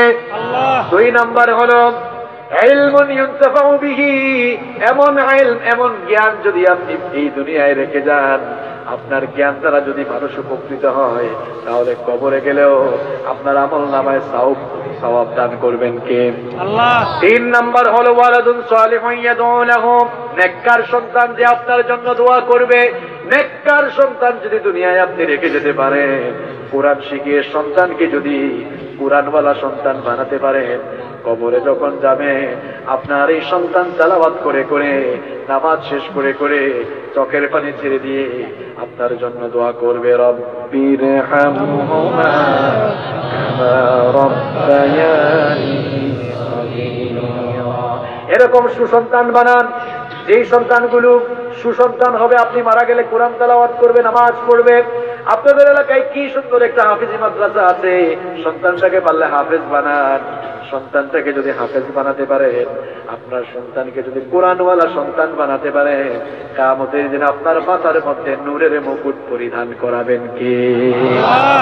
এই জন্য দুনিয়া আর আখিরাতে যদি ইজ্জতওয়ালা বাবা হতে চান, সম্মানওয়ালা বাবা হতে চান, সন্তানগুলোকে আগে কোরআন শিখান। আপনারা কি মনে করছেন যে টাকা পয়সাওয়ালা হইলেই সম্মানিত হওয়া যায়? না, কোরআনওয়ালা হয়ে দেখেন কি সম্মান। আল্লাহ তাআলা তো আমাদেরকে যে সম্মান দিয়েছেন, এমপি মন্ত্রীরাও এত সম্মান পায়। আমরা যেখানেই যাই মানুষ অন্তর থেকে সালাম করে, আর বহু ক্ষমতাবান মানুষ আছে সামনে সালাম দেয় আর পেছনে গিয়া কয় সুযোগ পাইলে তোরে স্যান্ডেল দিয়ে পিটাইতাম, বলে না? কিন্তু দেখেন কোরআনওয়ালা হইলে সামনেও যেমন সালাম, পেছনেও সালাম আছে না নাই? আমাদেরকে বহু লোক চিনে না, আমাদের কথা শুনলেই মন থেকে দোয়া করে, করে কি করে না? এটা আমাদের কোনো ক্রেডিট নয়, কারণ কোরআনের কাছে যারা যাবে তার সম্মান আর ইজ্জত বাড়াবেন কে? সন্তানদেরকে কোরআনওয়ালা বানাবেন তো ইনশাআল্লাহ। এই যে আপনারা আমাকে ভালোবাসেন কোরআনের জন্য, আমিও আপনাদেরকে ভালোবাসি আল্লাহর কোরআনের জন্য, ঠিক কিনা? আল্লাহ এই ভালোবাসা কবুল করুক। কোরআনের কাছে আসলেই দাম বাড়ে। আপনারা দেখেন কেমনে দাম বাড়ে, আমার দিকে তাকান। কোরআন কোন ফেরেশতা নিয়ে এসেছেন? জিবরিল। যেই ফেরেশতা কোরআন নিয়ে এসেছেন, ওই ফেরেশতার দাম সকল ফেরেশতাদের চেয়ে কম না বেশি? বুঝে শুনে উত্তর দিয়েন, পেছ লাগাইয়েন না। যেই ফেরেশতা কোরআন নিয়ে এসেছেন, ওই ফেরেশতার দাম সকল ফেরেশতার চেয়ে কম না বেশি? এবার আপনারা বলেন, যেই ভাষায় কোরআন নাজিল হয়েছে সকল ভাষার চাইতে ওই ভাষার দাম কম না বেশি? এবার বুঝে শুনে উত্তর দেন, যার কাছে কোরআন এসেছে, যার উপরে কোরআন নাজিল হয়েছে, গোটা দুনিয়ার সকল মানুষের উপরে তার মর্যাদা কম না বেশি? এবার বলেন, যেই মাসে কোরআন নাজিল হয়েছে সকল মাসের উপরে ওই মাসের দাম কম না বেশি? এবার বলেন তো দেখি, যেই রাতে কোরআন নাজিল হয়েছে ওই রাতের দাম সবচাইতে কম না বেশি? দেখেন, কোরআনের সাথে যারই সম্পর্ক হয় তার মর্যাদা বাড়ে না কমে? আবার দেখেন, কাঠ দিয়ে সোফা বানানো হয়, চেয়ার টেবিল ফার্নিচার বানানো হয়, এগুলোর সাথে মানুষের পা লাগে, কেউ কোনোদিন চুমু খায় না, ভক্তি করে না, সম্মান করে না, কদর করে না। কিন্তু ছোট্ট কাঠের দুইটা টুকরা দিয়ে যখন রেহাল বানানো হয় আর তার উপরে যখন কোরআন রাখা হয়, যখনই ওই রেহালের সাথে কাঠের ওই দুইটা টুকরার সাথে মানুষের পা আগে চুমু খায়, আবার বুকের সাথে জড়িয়ে ধরে, এটা শুধুমাত্র আল্লাহর কোরআন ওই কাঠের সাথে লাগার কারণে এই রেহালের দাম বেড়েছে, ঠিক কিনা? আবার দেখেন, গার্মেন্টস ফ্যাক্টরিতে আপনি যাবেন, শপিং মলে যাবেন, মানুষের পা দেখবেন কত কাপড় চোপড়ের সাথে লাগে, কেউ কি কোনোদিন সালাম করে নাকি? কিন্তু কাপড়ের ছোট্ট টুকরা দিয়ে যখন গিলাফ, জিলবাব বা বস্তনি বানানো হয়, আর ওটা যখন মানুষের হাত থেকে পড়ে, মানুষেরা দেখবেন সঙ্গে সঙ্গে পাগলের মতো এটাকে বুকের সঙ্গে জড়িয়ে ধরে চুমু খায়। এটা যদি কোরআনের সাথে না লাগতো এর দাম কি বাড়তো নাকি? আপনারা কি আদৌ বুঝবেন না? কোরআনের কাছে আসলেই দাম বাড়বে, ইজ্জত বাড়বে, সম্মান বাড়বে। এজন্য আমার ফেদির ভাইয়েরা ভালো করে শুনে নেন, এই আল্লাহর কোরআনের সাথে, আল্লাহর কোরআনের কাছে যারাই আসে তার মর্যাদা যেমন বাড়ে, আপনারাও যদি এই জিনিসটাকে বুঝে কোরআনের কাছে আসতে পারেন, আপনারা যদি কোরআনটা পড়ার চেষ্টা করেন, বোঝার চেষ্টা করেন, মানার চেষ্টা করেন, আর কোরআনের ছায়া তুলে এসে কোরআনের আন্দোলনে সামিল হয়ে যেতে পারেন, এই কোরআন আপনাদের দামও আল্লাহর কাছে বাড়িয়ে দেবে। তাহলে কোরআনের কাছে আসবেন তো আপনারা? কোরআনের কাছে আসলেই দাম বাড়াবেন কে? আপনি চাওয়া লাগবে না, আল্লাহ তাআলা আপনার দাম বাড়িয়ে দিবেন। সুবহানাল্লাহ। এই জন্য আপনাদের সন্তানগুলোকে আপনারা কোরআন শিখিয়ে যান, দেখবেন সৌভাগ্যবান মা বাবা হয়ে যাবেন। ইংলিশ মিডিয়ামে কোনো অসুবিধা নাই, সেই ইংরেজিও শিখবে, ইংরেজি শেখার দরকার আছে, বিজ্ঞান শেখার দরকার আছে, কিন্তু সবার আগে কোরআন শিখান। এমন সন্তান বানান যেন ইংরেজিতেও কথা বলতে পারে, আরবিতেও কথা বলতে পারে, যেন সুন্দর করে বাংলা ইংরেজি বলতে পারে, আবার সুন্দর করে যেন কোরআনও পড়তে। এমন চক্ষু শীতলকারী সন্তান আমরা চাই কি চাই না? তাহলে সন্তানদেরকে কি শেখাতে হবে?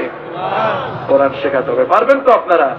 প্রয়োজনে এই মাদ্রাসার গভর্নিং বডির সদস্যরা এবং এলাকার নেতৃবৃন্দ যারা আছেন, আপনারা উদ্যোগ নেন যে এখানে আমরা 4-5 জন হুজুর রাখবো, যারা এলাকার ছেলেপেলেদেরকে, যারা কোরআন পারে না, কোরআন শুধু শিখাবে। যারা এই আয়োজনটা করবেন, আজ আল্লাহর কসম করে বলে গেলাম, হতে পারে এই কাজটা আপনার জন্য কিয়ামতে নাজাতের ওসিলা হতে পারে।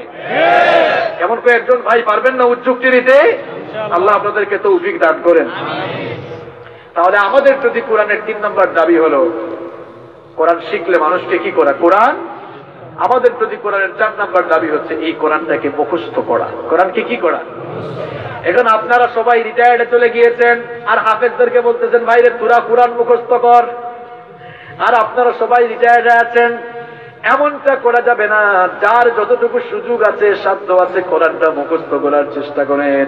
কারণ কোরআন যত বেশি মুখস্থ করবেন, কিয়ামতের দিন জান্নাতে তত বেশি আপনার মর্যাদা বাড়বে। সুনানে আবু দাউদের মধ্যে হাদিস এসেছে, আল্লাহ তাআলা কিয়ামতের দিন ডেকে বলবেন, ইকরা ওয়ারতাকি ওয়ারাতিল কামা কুনতা তুরাতিল ফিদ দুনিয়া। ও আল্লাহর বান্দা, দুনিয়াতে তুই যেভাবে কোরআন পড়তি, আজ সেভাবে কোরআন তেলাওয়াত কর, আর জান্নাতের সিঁড়ি বেয়ে বেয়ে জান্নাতের উপরে আরোহণ কর। ফাইন্না মানজিলাতাকা ইনদা আখিরি আয়াতিন তাকরাউহা। এই জায়গায় গিয়ে তোর কোরআন পড়া থামবে, ওই জায়গা তোর জান্নাতের ঠিকানা হয়ে যাবে। এই জন্য দুনিয়াতে আপনি যত বেশি কোরআন মুখস্থ করবেন, কিয়ামতে আখিরাতে আপনার দাম বাড়াবেন কে? আল্লাহ। এরাবিয়ান কান্ট্রিগুলোতে যারা সফর করেছেন, আমি তো সফর করেছি কয়েকটা দেশ, আলহামদুলিল্লাহ। এরাবিয়ান কান্ট্রিগুলোতে সফর করে দেখবেন সেখানে পার্ট টাইম হাফেজ আছে। আমাদের দেশে হাফেজি শেষ করতে না পারলে আমরা তাদেরকে নিয়ে ট্রল করি। আমাদের সিলেটে, আমার বাড়ি তো হোম ডিস্ট্রিক্ট সিলেটে, বুঝছেন? তো হাফেজি পড়ে যারা শেষ করতে পারে না, সিলেটি ভাষায় হয় ইগু ফাটা আবিচ্ছা, বিগু ফাটি গেছে। বুঝছেন আপনারা? মানে এটা নাকি ফেটে গেছে, সিলেটি মাছ বুঝেননি আপনারা? বুঝলাম, সবটা বুঝলাম, সবটা বুঝলে তো অসুবিধা। আচ্ছা, তো ওরা বলে ইগু ফাটা আবিচ্ছা, বিগু ফাটি গেছে। আমরা ট্রল করি। এরাবিয়ান কান্ট্রিগুলোতে গেলে দেখবেন তাদের সিলেবাসে কারিকুলামেই ঢুকানো আছে যে কোরআন অল্প অল্প অল্প অল্প অল্প করে মুখস্থ করতে হবে। মিশরের আল আজহার ইউনিভার্সিটিতে কিংবা সৌদি আরবের যে কয়েকটি বিখ্যাত ইউনিভার্সিটি আছে, সেখানে যদি আপনি অনার্স করতে যান, মাস্টার্স করতে যান, যেমন মিশরের আল আজহার ইউনিভার্সিটিতে 4 বছরে আপনি অনার্স করবেন, এই 4 বছরে আপনাকে অল্প অল্প করে তারা 10 পারা কোরআন মুখস্থ করাবে। এটা ভালো না খারাপ? আমাদের কারিকুলামে এটা থাকলে আপনারা খুশি না বেজার? 10 পারা নাই, অন্তত যদি 4-5 পারাও থাকে, আপনারা খুশি না বেজার? আরে আজকে তো আমাদের শিক্ষা ব্যবস্থা এটা নেই, থাকলে তো বহু ভালো হতো। আল্লাহ যেন এই ব্যবস্থা করে দেন। আমাদের বাংলাদেশের স্বাধীনতার স্বপ্নদ্রষ্টা মরহুম বঙ্গবন্ধু শেখ মুজিবুর রহমান সাহেব, তিনি তো ইসলামিক ফাউন্ডেশন তৈরি করেছেন। এখন তার কন্যা মাননীয় প্রধানমন্ত্রী, তিনি যদি এই উদ্যোগটা নেন, তার বাবার জন্য মানুষ যেমন এখন দোয়া করে, তিনি যদি এই উদ্যোগটা নিতে পারেন, আমার তো মনে হয় তার জন্য মানুষ চিরকাল দোয়া করবে। জন্য আমরা তার কাছে দাবি জানাই, মাননীয় প্রধানমন্ত্রী, আপনি সিলেবাসে কোরআন ঢুকিয়ে দেন। মাননীয় প্রধানমন্ত্রী সবসময় দুর্নীতির বিরুদ্ধে, জন্য আমরা দেখেছি তার দলের লোকদেরকেও তিনি ছাড় দেন না, এত কঠিন। তিনি দুর্নীতিমুক্ত দেশ করতে চান। আমরা আলেম ওলামারা তাকে পরামর্শ দিব, আপনি সিলেবাসে কোরআন ঢুকায় দেন, দেখবেন আপনার উদ্দেশ্য সফল হওয়ার জন্য এটা অনেক কাজ দিবে।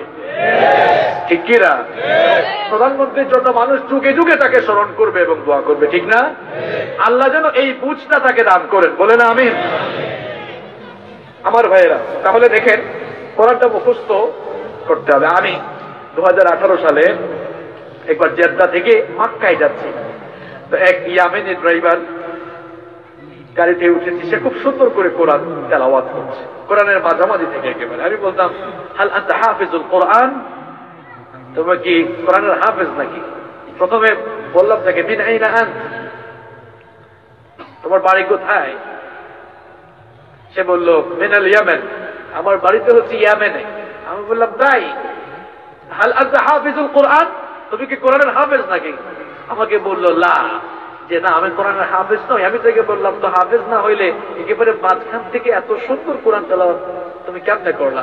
কয়, আমি এখনো পর্যন্ত 15 পারা শিখছি।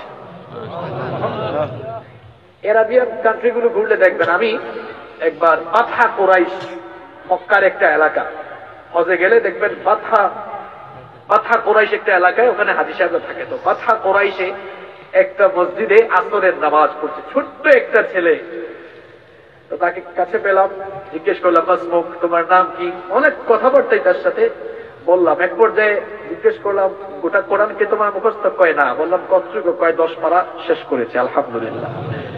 তো তারা যে যতটুকু পারে মুখস্থ করে, আমরাও যদি আমাদের যার দেহের শক্তি যেমন, আমরা যদি কেউ 10টা সূরা, কেউ 1 পারা, 2 পারা, 5 পারা, 10 পারা মুখস্থ করতাম, এটা আমাদের জন্য ভালো হতো না খারাপ হতো? আমরা এই দায়িত্ব দিছি আপনাদের এই শামসুল হক নুরানি হাফেজিয়া মাদ্রাসা ভাইরে সূরা মুখস্থ করে, আমরা রিটায়ার্ডে। এরকম আছে না নাই? আমরা 10টা সূরা শিখছি, আলাম তারা থেকে কুল আউযু বিরাব্বিন নাস, এটাই আমাদের দায়িত্ব। একজন কয়, হুজুর নামাজের সূরা ছাড়া অন্য সূরা দিয়ে তো আমি নামাজ পড়ি না। আমি বললাম, ভাই, কোরআনে তো 114টা সূরা আছে, কোন সূরা তো পাইলাম না সূরাতুন নামাজ, নামাজের নামে তো কোন সূরা নাই। কয়, হুজুর আপনি তো ভুল বুঝছেন, নামাজের সূরা মানে ওই যে ওই 10টা। বললাম, কোন 10টা? কয়, ওই যে ফিল থেকে নাস। বললাম, তাই? আপনি কি আর কোরআন শিখবেন না? কয়, হুজুর 10টাই তো শিখছি, এটাই তো বেশি। আপনারা বলেন তো প্রিয় ভাইয়েরা, প্রত্যেক দিন যদি আমরা অল্প অল্প করে চেষ্টা করতাম, বহু আয়াত, বহু সূরা আমরা মুখস্থ করতে পারতাম না? আপনারা আজকে থেকে চেষ্টা করবেন তো? এই মাহফিল থেকে এই সিদ্ধান্ত নেওয়া যাবে? দেখেন, আমি নিজেও কিন্তু প্রত্যেক দিন কিছু কিছু আয়াত মুখস্থ করার চেষ্টা করি, কিছু সূরা সময় পাইলেই করি। আপনারা যখন বাসে জার্নি করেন, বিমানে জার্নি করেন, সময় নষ্ট করছেন কোন? কোরআন মুখস্থ করা শুরু করে দেন। কোরআন মুখস্থ করতেই থাকেন। সিনার ভেতরে যত বেশি কোরআন ঢুকাবেন, আপনার হৃদয়ে যত বেশি কোরআন ঢুকাবেন, অন্তরে যত বেশি কোরআনের আয়াত ঢুকাবেন, অন্তরটা তত বেশি কলুষ মুক্ত থাকবে। ঠিক না? আল্লাহ আমাদেরকে তৌফিক দান করেন। তাহলে কোরআনের 4 নাম্বার দাবি হচ্ছে এই কোরআনটা যথাসাধ্য মুখস্থ করার চেষ্টা করা। কষ্ট হচ্ছে আপনাদের? আর এই 10-15 মিনিট থাকা যাবে না? লাইনের কথাগুলো তো বাকি আছে, সেগুলো তো বলতে হবে, তাই না? কোরআনের 5 নাম্বার দাবি হলো এই কোরআনটাকে বুঝার চেষ্টা করা। শুধু তুতা পাখির মতো কোরআন তেলাওয়াত করার জন্য আল্লাহ এই কোরআন দেন না। আচ্ছা, এবার বাবারা আমার দিকে তাকান তো, আমার দিকে তাকান। মনে করেন এখানে অনেক বাবারা আছেন যারা ইংরেজি পড়তে পারেন না, ইংরেজি লেখা দেখলেও আপনারা পড়তে পারেন না, কিচ্ছু বুঝেন না। বলেন, আগামীকাল সকালে যদি হাইকোর্ট থেকে আপনার নামে কোনো নোটিশ আসে আর ইংরেজিতে লেখা থাকে, এটা পাওয়ার পরে আপনি কি আর বসে থাকবেন? কলিজায় দপার শুরু হবে, না জানি হাইকোর্ট থেকে আসে, কোনো মামলা টামলা হইল নাকি? যে ইংরেজি পারে, পাশের বাড়ির কাউকে গিয়ে বলবেন, বাবারে দেখতো এখানে কি লিখছে। পেরেশানি আপনার ভিতরে, কি জানে লিখছে, তো পেরেশানি। নিজে না পারলে আরেকজনকে দিয়া পড়ান।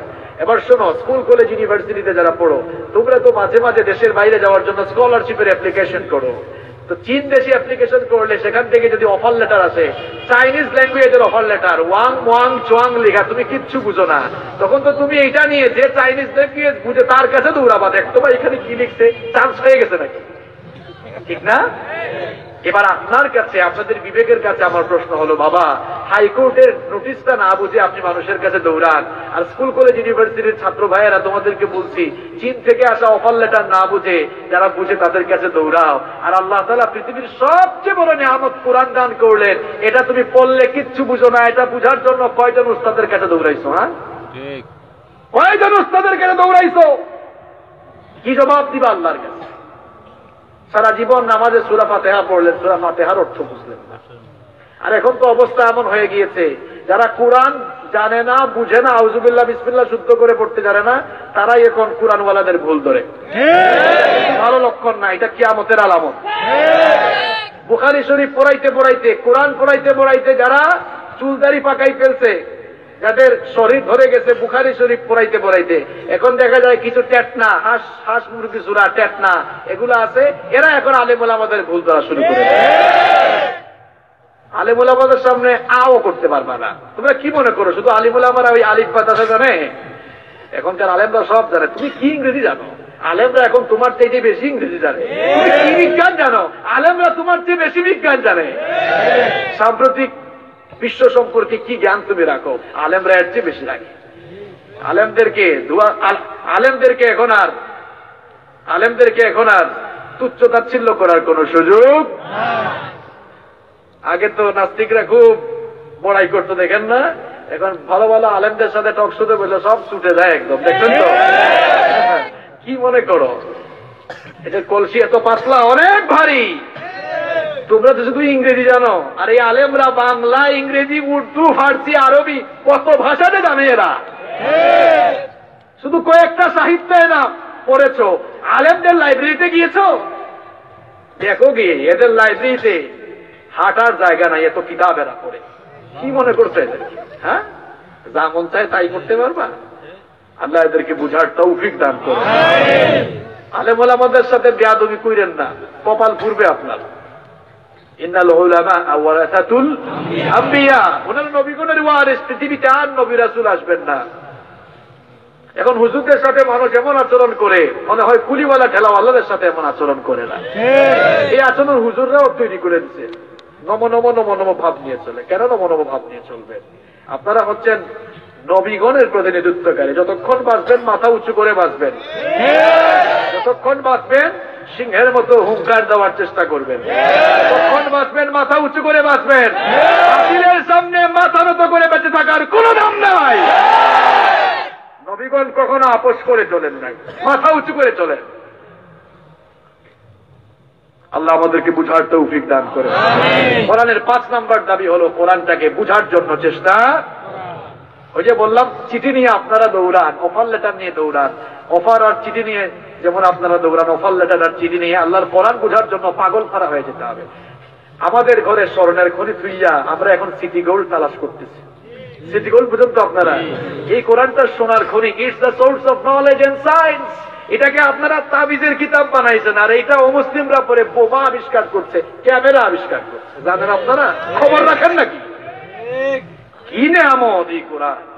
আপনারা এটাকে মসজিদে তালা দিয়ে রাখছেন, আর নাসায় এই কোরআন নিয়ে গবেষণা চলছে। বিগ ব্যাং থিওরি যারা দুনিয়াতে নিয়ে আসলো, এরা অবাক হয়ে গেল। বালমার তো পুরাই অবাক হয়ে গিয়েছিল। বিগ ব্যাং থিওরি মানে আপনারা হয়তো অনেকে বুঝতেছেন না, মহাবিশ্ব সৃষ্টির ধারণা। এটাকে বিজ্ঞান নাম দিয়েছে বিগ ব্যাং থিওরি। কিভাবে সব সৃষ্টি হলো? এরা যখন বিগ ব্যাং থিওরি দুনিয়াবাসীকে জানিয়েছিল, ওই যে 1979-এ সৌদি আরবের রাজধানী রিয়াদে একটি কনফারেন্স হয়েছিল, ইউথ কনফারেন্সে সেই আয়াত যখন তেলাওয়াত করা হয়েছিল, আওয়ালাম ইয়ারাল্লাযীনা কাফারু আন্নাস সামাওয়াতি ওয়াল আরদা কানাতা রাতকান ফাফাতাকনাহুমা। ইউনাইটেড স্টেট অফ আমেরিকার সায়েন্টিস্ট বালমার দাঁড়িয়ে বলেছিল, কোন আয়াত, কোন বই থেকে এসব পড়ো? কারণ এই বিগ ব্যাং থিওরি তো কিছুদিন আগে আমরা বের করেছি, এটা কোন জায়গা থেকে পড়ো? বলা হলো এটা আজকের কিতাব নয়, 1500 বছর আগে নাজিল হওয়া আল্লাহর কিতাব। বালমার তখন বলেছিল যে আমরা এত কষ্ট করে গবেষণা করে যে থিওরি দুনিয়ার মানুষের সামনে উপস্থাপন করলাম, এখন তো দেখি আমাদের থিওরি কোরআনের কাছে পরিত্যক্ত হিসেবে প্রমাণ হয়েছে, আর গুমরাহিতে পড়ে থাকতে চাই না। ওই কনফারেন্স হলেই সে কালেমা পড়ে মুসলমান হয়েছে। বিজ্ঞান যত উন্নত, সমৃদ্ধ আর বিকশিত হচ্ছে, পৃথিবীর বিজ্ঞানীরা, বিজ্ঞানের শিক্ষক আর বিজ্ঞানের ছাত্ররা এতিমের মতো, ভিক্ষুকের মতো ভিক্ষার থলে নিয়ে কোরআনের সুশীতল ছায়াতলে এসে আশ্রয় গ্রহণ করতে, সারেন্ডার করতে বাধ্য হবে। পৃথিবীর এত বড় নিয়ামত আপনার ঘরে আছে, আপনি এটাকে পড়েন না, বুঝেন না। বিজ্ঞান বিজ্ঞান বলে লাফালাফি করেন। বিজ্ঞান পৃথিবীতে আজ পর্যন্ত যত থিওরি দিয়েছে, বিজ্ঞানের প্রত্যেকটি থিওরি কোরআনের কাছে পরিত্যক্ত হিসাবে প্রমাণ হয়েছে। আপনি কোন বিজ্ঞানের কথা বলবেন? জিওলজি, মহাকাশ বিজ্ঞান, physics, chemistry, biology, human embryology, আপনি কোন দিকের কথা বলবেন? বলেন আমাকে। আল্লাহ তাআলার কোরআনে আল্লাহ তাআলা বিজ্ঞানের প্রত্যেকটি শাখার ব্যাপারে এই কিতাবে আরো 1500 বছর আগে জানিয়েছেন। সুবহানাল্লাহ। এই যে ফিঙ্গারপ্রিন্ট দেখেন, এটা অত্যন্ত কারিশমাটিক একটি ব্যাপার। এখন এই ফিঙ্গারপ্রিন্ট ভোট দিতে যাওয়ার সময়ও লাগে, দেশের বাইরে গেলেও লাগে, তারপরে জায়গা জমি রেজিস্ট্রির সময়ও লাগে। কারণ কি জানেন? আমাদের হাতে আঙ্গুল আছে কয়টা? একটা আঙ্গুলের হাতের ছাপের সাথে আরেকটা আঙ্গুলের ছাপের কোনো মিল আছে? আপনি জানলে অবাক হবেন, পৃথিবীতে 800 কোটি মানুষ বসবাস করছে, একজনের আঙ্গুলের ছাপের সাথে আরেকজনের আঙ্গুলের ছাপের কোনো মিল? আল্লাহু আকবার।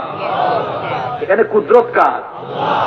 মানুষের আঙ্গুলের ছাপ এক এবং অভিন্ন। এটা আমরা জানতে পেরেছি কখন জানেন? যে বিজ্ঞানের বড়াই আপনারা করেন, 1856 সালে ব্রিটিশ বিজ্ঞানী উইলিয়াম হার্সাল মানব দেহের উপরে গবেষণা চালিয়ে এই তথ্য দুনিয়ার মানুষকে দিয়েছেন। আর এই ফিঙ্গারপ্রিন্টের কথা আরো 1000 বছর আগে এই কিতাবে বলেছেন কে? কোরআনে কারীমের 75 নম্বর সূরা সূরাতুল কিয়ামা এর 3 এবং 4 নম্বর আয়াতে রব্বুল আলামিন বললেন, আয়াহসাবু আল্লান নাজমা'a 'ইযামা ফালা কাদিরিনা আলা আন নুসাউইয়া বানানা। যারা বলে মানুষ মরে যাওয়ার পর মাটির সঙ্গে মিশে যাবে, বিলীন হয়ে যাবে, হাড্ডি কুড্ডি যখন আলাদা হয়ে যাবে, কে আবার জিন্দা করবে? আল্লাহ তাআলা পরকাল বিশ্বাসী সেই সকল মানুষদের কথার জবাব দিতে গিয়ে বলছেন, তোমরা মরে যাওয়ার পর তোমাদের হাড্ডি মাংস, তোমাদের রক্ত হাড্ডি মাংসই শুধু কেবল নয়, ফালা কাদিরিনা আলা আন নুসাউইয়া বানানা, এমনকি আমি তোমাদের রব তোমাদের প্রত্যেকের হাতের অগ্রভাগের এই ছাপ পর্যন্ত পুনর্বিন্যাস করতে সক্ষম। এই ফিঙ্গারপ্রিন্টের কথাও 1500 বছর আগে বলেছেন কে? আহা, এত বড় নিয়ামতের কিতাবকে আপনারা তাবিজের কিতাব বানাইলেন, এটা তো খুব আফসোসের ব্যাপার। এই কোরআন পড়ে আপনার ঘুমন্ত বিবেক জাগ্রত হয়ে যাবে, তালাবদ্ধ অন্তর খুলে যাবে। এই জন্য আল্লাহ বলছেন, আফালা ইয়াতাদাব্বারুনাল কোরআন, কি হলো তোমাদের? আফালা ইয়াতাদাব্বারুনাল কোরআন, কেন তোমরা কোরআন পড়ো না? কি হলো তোমাদের? কেন তোমরা কোরআন বোঝার জন্য চেষ্টা করো না? আমারা কুলুবিন আকফারুহা, তবে কি তোমাদের অন্তরটা তালাবদ্ধ হয়ে গেল নাকি? তালাবদ্ধ অন্তরটা খুলে দাও, অন্তরের ভেতরে কোরআন ঢুকাও, তাহলে অন্তরটাকে আলোকিত করে দিবেন কে? কোরআনটা বুঝার চেষ্টা করতে হবে। আজ মুসলমানদের সমাজে এত হানাহানি, বিশৃঙ্খলা, আর ইসলাম নিয়ে এত দোলাদুলি কেন জানেন? একটাই কারণ, আমরা কোরআন বুঝি না। এই হুজুর যেরকম আমাদেরকে বলে আমরা মনে করি ওইটাই সত্য। আমার ভাইরা, কোরআনটা একটু বুঝার চেষ্টা করেন, তাহলে নিজে নিজে আপনারা বুঝতে পারবেন যে আসলে কোন হুজুর কি বলে। বুঝতে পারছেন? কোরআনটা পড়ার জন্য, এরপরে বুঝার জন্য আমাদের চেষ্টা করার দরকার আছে না নাই? আল্লাহ আমাদেরকে তৌফিক দান করেন। এরপরে নাম্বার 6, কষ্ট হচ্ছে না আপনাদের? এই তো 8টা 6 নম্বরে চলে আসছে, কিন্তু নাম্বার 6 নম্বর হচ্ছে কোরআন অনুযায়ী আমল করা। আমাদের প্রতি কোরআনের 6 নম্বর দাবি হলো কোরআন অনুযায়ী আমল করা। দেখেন, কোরআন একটা, দাবি কয়টা? কোরআন একটা, দাবি কয়টা? সিরিয়াল কি মনে আছে? 1 নাম্বার শিখা, 2 নাম্বার বেশি বেশি পড়া, 3 নাম্বার আরেকজনকে শেখানো, 4 নাম্বার মুখস্থ করা, 5 নাম্বার বুঝা, আর 6 নাম্বার কি করা? কোরআনের আমল নাই কেন জানেন? আমল তো 6 নাম্বার, এর আগে 5টার কোনটাই আমাদের জীবনে নাই। এই জন্য আমলও, কোরআন বলছে মিথ্যা কথা বলিও না। এখন কথায় কথায় মিথ্যা বলে আছে না নাই? এক বাবা ছেলেকে শেখাচ্ছে, বাবা খাতায় লিখো, সত্য মানুষকে মুক্তি দেয়, মিথ্যা মানুষকে ধ্বংস করে। খালি লিখাইছে, এটা লেখাটা শেষ করতে দরজায় কলিং বেল। বাবা দেখো তো কে আসছে? আব্বু পাশের বাসার আব্দুর রহিম চাচ্চু আসছে। তাই গিয়ে বলো যে আব্বু তো বাসায় নাই, কারণ ও তো টাকা পায় আমার কাছে। একটু আগে কিন্তু ছেলেকে কি নসিহত করলো? সত্য মানুষকে মুক্তি দেয়, মিথ্যা মানুষকে। ছেলে বলল, বাবা আপনি না বললেন সত্য মানুষকে মুক্তি দেয়? তখন বাপ ছেলেকে বললো, বাবা রে তুই আগে হেড থেকে আমারে মুক্তি দে, এরপরে তোর স্লোগান দে। তাহলে এই যে আমরা মিথ্যা বলছি, কারণ কোরআন কি আমরা জানি না? কোরআন মিথ্যার পক্ষে না বিপক্ষে? আল্লাহ বলছেন মিথ্যা বলো না, মিথ্যা বলা ইন্নাল মুনাফিকিনা লাকাযিবুন। সূরা মুনাফিকুনের প্রথম আয়াতে আছে না, আল্লাহু ইয়াশহাদু ইন্নাল মুনাফিকিনা লাকাযিবুন। মিথ্যা বলা মুনাফিকের স্বভাব। আমরা এখন সুদ খাই, ঘুষ খাই, দেখা যায় এই লোকগুলো তারা মসজিদেও সামনের কাতারে, ঘুষ খাওয়ার বেলায় তারা আগের কাতারেই থাকে। এরকম মানুষ আপনাদের সোনাগাজীতে নাই? এখানেও আছে না? আল্লাহর কুকুররা এখানেও আছে। আমরা এদেরকে হেদায়াত দিক। এটা কেন হচ্ছে জানেন? আমরা কোরআনটা বুঝি না। কোরআন বুঝি না, বুঝার চেষ্টাও করি না, আমল করবো কেমনে? মারা গেছে এরপরে আমরা কোরআন পড়ি। আমরা এখন কি করেছি জানেন? কোরআনকে মুর্দা মানুষের কিতাব বানিয়েছে, জীবিত মানুষের কিতাব না। এখন এক সুদখোর মারা গেছে, তার জন্য এবার খতমের আয়োজন করা হয়েছে। এখন হাফেজ সাহেব এসে পড়তেছে, ইয়া আইয়ুহাল্লাযীনা আমানু লা তাকুলুর রিবা আযআফাম মুদাআফা। অর্থ কি? হে বিশ্বাসীরা, চক্রবৃদ্ধি হারে সুদ খাইও না। ফেরেশতা তখন এই সুদখোর দেখ, তোর জন্য খতম হয়। এখন এরা বলতে সুদ খাইও না, তুই তো সুদ খাইছ, নে ভালো মজা বুঝ। আযাব বাড়ে না কমে? আমরা এখন মানুষ মারা গেলে কোরআন পড়ি। আমার প্রিয় ভাইয়েরা, কোরআন তো আল্লাহ জীবিত মানুষের জন্য নাজিল করেছেন। আমরা যারা জীবিত আছি, কোরআন আমরা পড়ে বুঝে হেদায়াত নিয়ে আমরা কোরআনের আমল করবো। এজন্য আল্লাহ কোরআন নাজিল করেছেন। আমার ভাইয়েরা, বিশ্বনবী বলেছেন, মান ক্বালা বিহি সাদাকা, এই কোরআন থেকে যারা কথা বলে তারা সত্য কথা বলে। ওয়া মান হাকামা বিহি আদালা, কোরআন দিয়ে যারা বিচার ফয়সালা করে, তারা ইনসাফ করে, তারাই জাস্টিস কায়েম করে। ওয়া মান আমিলা বিহি উজিরা, আর কোরআন অনুযায়ী যারা আমল করে তাদেরকে পুরস্কার দেন কে? আল্লাহ। আমার নবীর কাছে কোরআন নাজিল হয়েছে কত বছর সময় বলেন তো? কোরআন নাজিল হইতে, টোটাল কোরআন নাজিল হইতে কয় বছর লাগছে?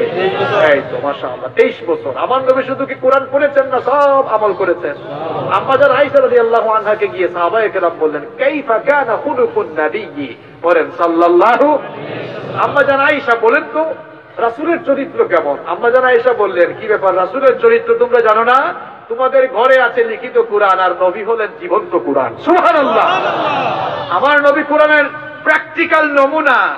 এই কোরআনের শুরু থেকে শেষ পর্যন্ত যা আছে সবকিছুর বাস্তব নমুনা, বাস্তব দৃষ্টান্ত হলেন আমার রাসূল। সুবহানাল্লাহ। এখন দেখেন তো আমাদের জীবন কেমন। কোরআন এক পাশে রাখেন, আমাদের জীবনকে পর্যালোচনা করেন। কোরআনের সম্পূর্ণ বিপরীত আমাদের জীবন। এই জন্য আমাদের জীবনে কোনো বরকত। তাহলে আমাদের জন্য কোরআনের 6 নম্বর দাবি হলো কোরআন অনুযায়ী আমল করা। এরপরে নাম্বার 7 এবং নাম্বার 8 বলবো তো, এই দুইটা ধৈর্য আছে? নাম্বার 7, অনুমতি দিলেন তো আপনারা? সেন্সিটিভ হলেও বলবো। নাম্বার 7, আমাদের প্রতি কোরআনের 7 নম্বর দাবি হলো মানুষকে কোরআনের দাওয়াত পৌঁছে দেওয়া। আমার নবীর কাছে কোরআন নাজিল হয়েছে, নিজে শুধু কোরআন পড়তে আরেকজনকে শিখাইছে আর আমল করতে, এতটুকু দিয়ে সীমাবদ্ধ ছিল না। এই কোরআনের দাওয়াত দিয়েছেন। আর এই কোরআনের দাওয়াত দিতে গিয়ে আমার নবীর উপরে জুলুম আসছে, নির্যাতন আসছে, বাধা আসছে, মুসিবত আসছে। আমাদের অনেক ভাইরা বলে, কই আমরাও তো ওয়াজ নসিহত করি, আমরাও তো কথা বলি, বাধাটা তো আসে না। বাধা আসবে কেমনে? আপনি তো আপনার নিজের তরিকায় দাওয়াত দেন, আপনি তো আপনার বাপ দাদার তরিকায় দাওয়াত দেন। আপনার নিজস্ব বানানো তরিকা আর বাপ দাদার তরিকা বাদ দিয়ে নবীদের তরিকায় দাওয়াত দিয়ে দেখেন ইসলাম বিরোধীরা পিঠের চামড়া রাখবে না। নবীদের তরিকা কেমন তরিকা শোনেন?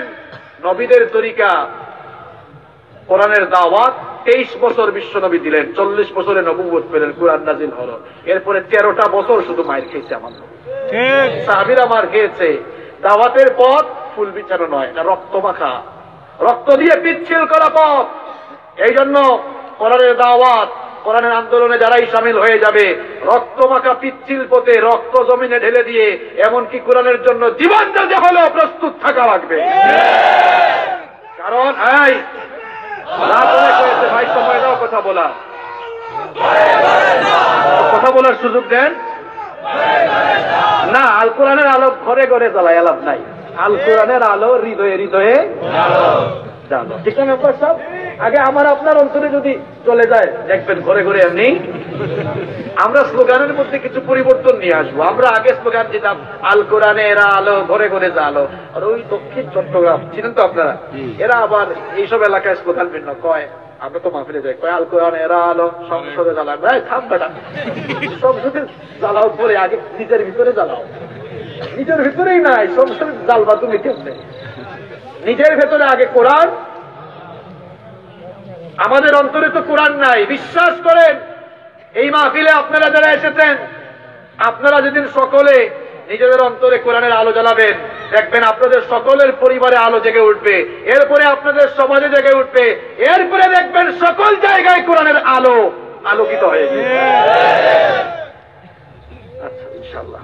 এরপরে আমরা বলছিলাম কি 7 নম্বর দাবি কোরআনের কি দেওয়া, আমরাও দিচ্ছি, আপনারাও আপনাদের অবস্থান থেকে দাওয়াত দিতে হবে। আর দাওয়াতের পথ ফুল বিছানো না, এটা কণ্ঠ কাকিরিনো। এটা কুসুমাস্তির নয়, এটা ফুল বিছানো নয়।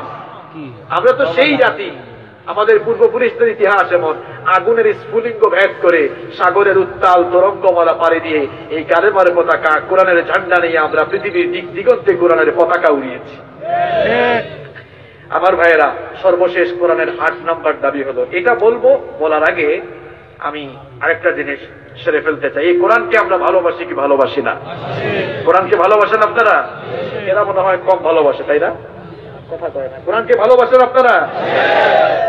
এই কোরআনের দাওয়াত যারা বিশ্বময় ছড়িয়ে দিবে, যারা কোরআনের ধারক হবে, কোরআনের বাহক হবে, এদেরকেও আপনারা ভালোবাসেন কিনা? কোরআনকে ভালোবেসে থাকলে এই মাদ্রাসায় কোরআন পড়ানো হয়, এই মাদ্রাসা থেকেই কিছু লোক তৈরি হবে যারা কোরআনের ধারক হবে, বাহক হবে। কোরআনের জন্য, এই মাদ্রাসার উন্নয়নের জন্য আমরা এখন এদের সাথে সামিল হতে পারবো না? কে উঠবেন না এখন? এই এখানে ভলেন্টিয়ার আছেন যারা, ঢুকে যান সবাই, আপনারা হাত ঢোকান। আমার কিন্তু একটা পয়েন্ট এখনো বাকি আছে, এবং এটাই সবচেয়ে দামি পয়েন্ট, উঠবেন না আপনারা। 8 নম্বর পয়েন্ট হলো কোরআন অনুযায়ী সবকিছু চালানো, সবকিছু পরিচালনা। ব্যাখ্যায় যাওয়ার আগে কয়েকজন ভাই ঢুকে যান, চাদর নিয়ে ঢুকেন, সবাই পকেটে হাত ঢুকান। যার কাছে যা আছে, যার কাছে যা আছে মন খুলে আল্লাহর কোরআনকে ভালোবেসে সবাই সামিল হওয়ার চেষ্টা করেন। এই যে ভলেন্টিয়ার ভাইরা ঢুকেন, ব্যাগ নিয়ে ঢুকে যান। এখন আপনারা আমার দিকে তাকান, এটার জন্য আমরা দোয়াও করবো, শেষ পর্যায়ে বলবো ইনশাআল্লাহ। আপনাদের এলাকারই এই মাদ্রাসা, অনেকে অলরেডি শেষ করে ফেলেছে না? অনেকে মাশাআল্লাহ, মাশাআল্লাহ, প্রত্যেক বছর 6-7 জন হাফেজ এখান থেকে বের হচ্ছে। কোরআনকে ভালোবাসি আমরা, কোরআনের ধারক বাহকদেরকে ভালোবেসি আমরা সবাই মন খুলে সামিল হওয়ার চেষ্টা করব। প্রিয় ভাইয়ের, আমার দিকে তাকান, আমার পয়েন্টটা কিন্তু বাকি আছে। আমাদের প্রতি কোরআনের দাবি কয়টা? আরো জুড়ে কয়টা? আরো জুড়ে কয়টা? বলছি কয়টা? বাকি আছে কয়টা? এটা তো শোনা লাগবে। 8 নম্বর হচ্ছে কোরআন অনুযায়ী সবকিছু পরিচালনা। এটা কিন্তু কোরআনের দাবি। এখন কোরআন দিয়ে মসজিদ চলবে, কোরআন দিয়ে সমাজ চলবে না, এটা হতে পারে না। কারণ রব্বুল আলামিন কোরআনে কারিমে বলেছেন, ওয়ানাজ্জালনা আলাইকাল কিতাবা তিবয়ানাল লিকুল্লি শাইইন ওয়া হুদান ওয়া রাহমাতান ওয়া বুশরা লিল মুসলিমিন। আল্লাহ তাআলা বলছেন, আমার হাবিব, আপনার কাছে এই কিতাব নাযিল করেছি, আর মানুষের জীবনের সকল দিক এবং বিভাগকে পরিচালনার জন্য যা কিছু দরকার এই কোরআনের ভেতরে সবকিছু দিয়েছেন কে? কেউ উঠবেন না। আমার এই সর্বশেষ পয়েন্ট নিয়ে কথা বলায় কেউ ডিস্টার্ব করবেন না। সবচেয়ে দামি পয়েন্ট, কোরআন দিয়ে সবকিছু পরিচালনা। এবার আপনারা বুঝে বুঝে জবাব দিবেন। প্রশ্নগুলা কিন্তু খুব কঠিন, বুঝে বুঝে জবাব না দিলে মুসিবতে আপনারা পড়বেন। এবার আপনারা জবাব দেন তো। বিশ্ব নবীর সময়ে মসজিদ দিয়ে কোরআন পরিচালনা করা হয়েছে, আর রাষ্ট্রটা কি আল্লাহর নবী আবু জেহেলের হাতে তুলে দিয়েছেন নাকি? যেই নবী কোরআন দিয়ে মসজিদ চালিয়েছেন, সেই নবী কোরআন দিয়ে মদিনার রাষ্ট্র চালিয়েছে। কি বুঝলেন আপনারা? যদি কোরআন দিয়ে মদিনার রাষ্ট্র পরিচালনা করা না লাগতো, তাহলে আল্লাহর নবী বলতেন এটাকে মসজিদের ভিতরেই দেখো। আজ একটা দুঃখের কথা বলতে চাই, আমরা এখন কোরআনের শিক্ষাকে যেমন ফকিরি শিক্ষা বানিয়েছি, ঠিক তেমনি ভাবে আমরা কোরআনওয়ালা লোকেরা আজ হিম্মত হারিয়ে বাতিলদের কাছে দাসে পরিণত হয়ে গেছে। আচ্ছা, বলবো আমরা ইনশাআল্লাহ। সম্মানিত ভাইয়েরা, কোরআনের শিক্ষাটা ফকিরি শিক্ষা নয়, এটা সবচাইতে দামি শিক্ষা, সবচাইতে দামি শিক্ষা এটা। একটি দুঃখের কথা আপনাদেরকে বলি, আরবিয়ান কান্ট্রিগুলোতে আপনারা দেখবেন ইসলামিক স্টাডিজ নিয়ে পড়াশোনা করলে ফি অনেক বেশি দিতে হয়। যেমন কাতার ইউনিভার্সিটি, অনলাইনে সার্চ করবেন আপনারা, কাতার ইউনিভার্সিটিতে অনার্স করতে গেলেই আপনার বাংলাদেশি টাকায় প্রায় 20 লাখ টাকা লাগবে। আমাদের দেশে এই টাকা দিয়ে ডাক্তারি শেষ করা যায়। আর আমাদের দেশে গরিব মানুষের ছেলে পেলেরাই মাদ্রাসায় যায়। আমাদের দেশে কোটিপতির ছেলেরা, শিল্পপতির ছেলেরা মাদ্রাসায় যায় না। কেন যায় না জানেন? কারণ আমরা মাদ্রাসার শিক্ষাটাকে ফকিরি শিক্ষা আস্তে আস্তে বানিয়ে ফেলতেছি। এখান থেকে আমাদেরকে উঠে আসতে হবে, শিক্ষা ব্যবস্থার আমূল পরিবর্তন ঘটিয়ে দ্বীনি শিক্ষাটাকে একটা স্ট্যান্ডার্ড মানে আমাদেরকে নিয়ে যেতে হবে। কথা বুঝতে পেরেছেন? যেই কথা বলছিলাম এবার শুনেন, কোরআন দিয়ে সবকিছু পরিচালনা। আমার নবী কোরআন দিয়ে মসজিদ পরিচালনা করলেন, আমার সঙ্গে সঙ্গে মদিনার রাষ্ট্র। আপনারা উঠাউঠি করলে কিন্তু আমি এই পয়েন্টটা আর বলবো না। আমরা এখন কি করছি? আমরা কোরআন দিয়ে শুধুমাত্র মসজিদ চালাচ্ছি, কোরআনকে মসজিদের বাহিরে আমরা আসতেই দেই না। আমার ভাইয়েরা, আবার আপনারা বলেন আবু বকর রাদিয়াল্লাহু আনহু, ওমর ইবনুল খাত্তাব, ওসমান বিন আফফান, আলী রাদিয়াল্লাহু তাআলা আলাইহিম আজমাইন, এবার আপনারা বলেন তারা সবাই মসজিদের ইমামতি নিয়ে ব্যস্ত ছিলেন। আর ইসলামী রাষ্ট্র শাসন, আর ইসলামী রাষ্ট্রকে শাসন করার জন্য সেই দায়িত্ব আরেকজনকে দিয়েছেন? আপনারা জবাব দেন, দিয়েছেন অন্য কারো হাতে? তারা নিজেরা যেমন কোরআন দিয়ে মসজিদ চালিয়েছেন, মসজিদে নববীতে ইমামতি করেছেন, ঠিক তেমনি ভাবে ইসলামী রাষ্ট্রকেও তারা নেতৃত্ব দিয়েছেন। মুসলমানদের সমাজে মসজিদের ইমাম আর সমাজের ইমাম কখনো আলাদা হতে পারে? মুসলমানরা কখন থেকেই ফুটবল হয়ে লাফতি কাটতে জানেন? যখন মুসলমানরা মসজিদের ইমাম আলাদা আর সমাজের ইমামকে আলাদা করে ফেললো, পৃথিবীর ইতিহাস তালাশ করে দেখেন, ঠিক সেই দিন থেকেই মুসলমানরা অমুসলিমদের ফুটবলে পরিণত হয়েছে। আমরা পড়াশোনা ছাড়া কথা বলি না। আপনারা যেদিন থেকে ইসলাম থেকে রাজনীতিকে আলাদা করেছেন, গোটা দুনিয়াতে সেদিন থেকেই মুসলমানরা লাথি খাচ্ছে। আপনারা তো জানেন না ইতিহাস। এই গেল শতাব্দী পর্যন্ত, উসমানী খেলাফত বিলুপ্ত হবার আগ পর্যন্ত গোটা দুনিয়াকে শাসন করেছে মুসলমানরা। সেই আব্বাসীয় খেলাফত, উমাইয়া খেলাফত, পৃথিবীর ইতিহাস পড়েন আপনি। পড়াশোনা না করে তর্ক করতে আইসেন না এখানে। তর্ক করার ইয়ার গায়ের জোর দিয়ে সবকিছু চলে? গায়ের জোর দিয়ে সবকিছু চলে না। আপনি যুক্তিতে আসেন, কথায় আসেন। কোন দিন থেকে আমরা মজলুম হলাম? যেদিন থেকে আমরা রাষ্ট্র ব্যবস্থা আর মসজিদ আলাদা করে ফেললাম, সেদিন থেকেই আমরা মার খাওয়া শুরু। আমাদের সেদিন থেকেই শুরু হলো। দেখেন, 13 বছর নবীজি মক্কায় মার খেলেন, আর মদিনায় গিয়ে ইসলামী রাষ্ট্র কায়েম করলেন। এখন কেউ মারতে পারে? মারতে পারে? আমি ওয়াজ করে যা কিছু করতে পারবো, আমাদের মেম্বার সাহেব তার চেয়ে বেশি করতে পারবেন। কেন? করার মতো জায়গায় তিনি আছেন। ইসলাম এবং কোরআন প্যাসেঞ্জারের সিটে বসার জন্য আসে নাই, এটি এসেছে ড্রাইভিং সিটে বসার জন্য। এখন আমরা যখনই আমাদের স্বার্থের জন্য এটাকে প্যাসেঞ্জারের সিটে নিয়ে গিয়ে আমরা ড্রাইভার হতে চেয়েছি, বলেন তো ড্রাইভারকে ড্রাইভারের সিট থেকে নিয়ে প্যাসেঞ্জার যদি আগে চলে যায়, এই গাড়ি অ্যাক্সিডেন্ট হওয়ার সম্ভাবনা কম না বেশি? এখন আমাদের অ্যাক্সিডেন্ট হচ্ছে কেন? আপনারা বুঝতেছেন তো? আমরা কোরআনকে পেছনে দিয়ে দিয়েছি। আল্লাহ, তুমি এই মুসলিম উম্মাকে বুঝার তৌফিক দান করো। আপনাদের প্রতি আমাদের কোনো আক্রোশ নাই, শুধু দোয়া করে যাচ্ছে আল্লাহ যেন আপনাদের ঘুমন্ত বিবেকটাকে খুলে দেয়। আর কিচ্ছু বলার নাই। এই কোরআন এসেছে, কোরআন দিয়ে আপনার ব্যক্তি জীবন চলবে, আপনার পরিবার চলবে, শিক্ষাঙ্গন চলবে, কোর্ট কাটারি চলবে, সবকিছু চলবে কি দিয়ে?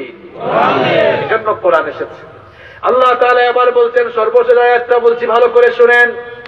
আমার এত কথা শোনার পরে, কোরআনের এত কথা শোনার পরেও যাদের অন্তরটা তালা লেগে থাকবে, তাদের ব্যাপারে সব শেষ আয়াতটা বলে আমি শেষ করছি।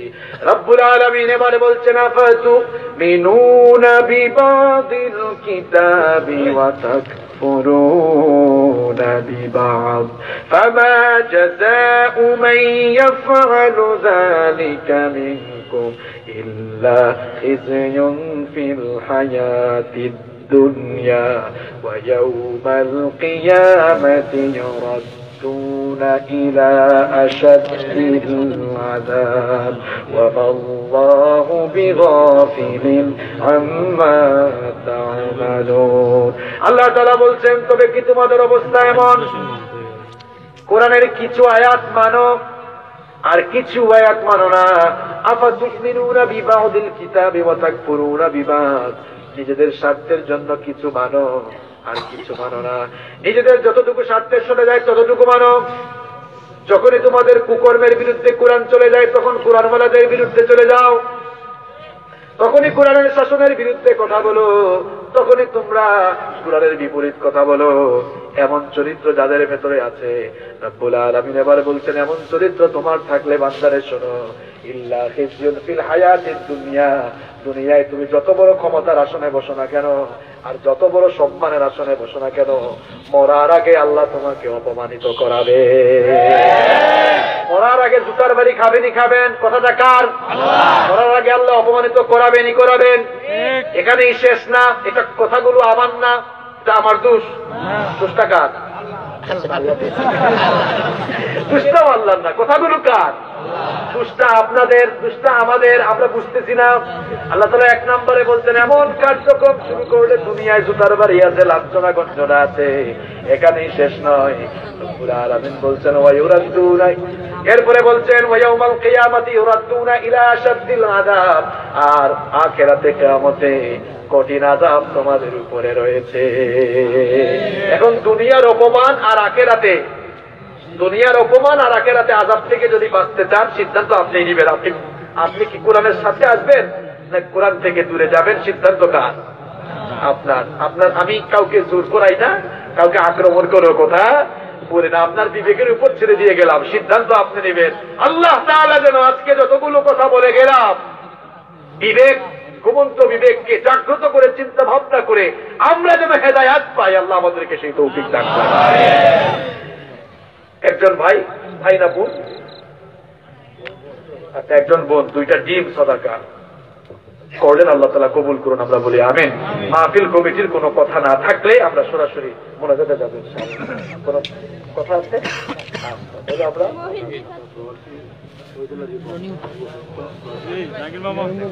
প্রিয় ভাইরা, কেউ উঠবেন না, আপনারা তো শিক্ষিত মানুষ, সচেতন, এক্ষুনি মোনাজাত হবে, কেউ বক্তব্য দিবেন না। বসেন, বসেন ভাই, কোমরে ধরতে, আমারও ধরতে, বসেন।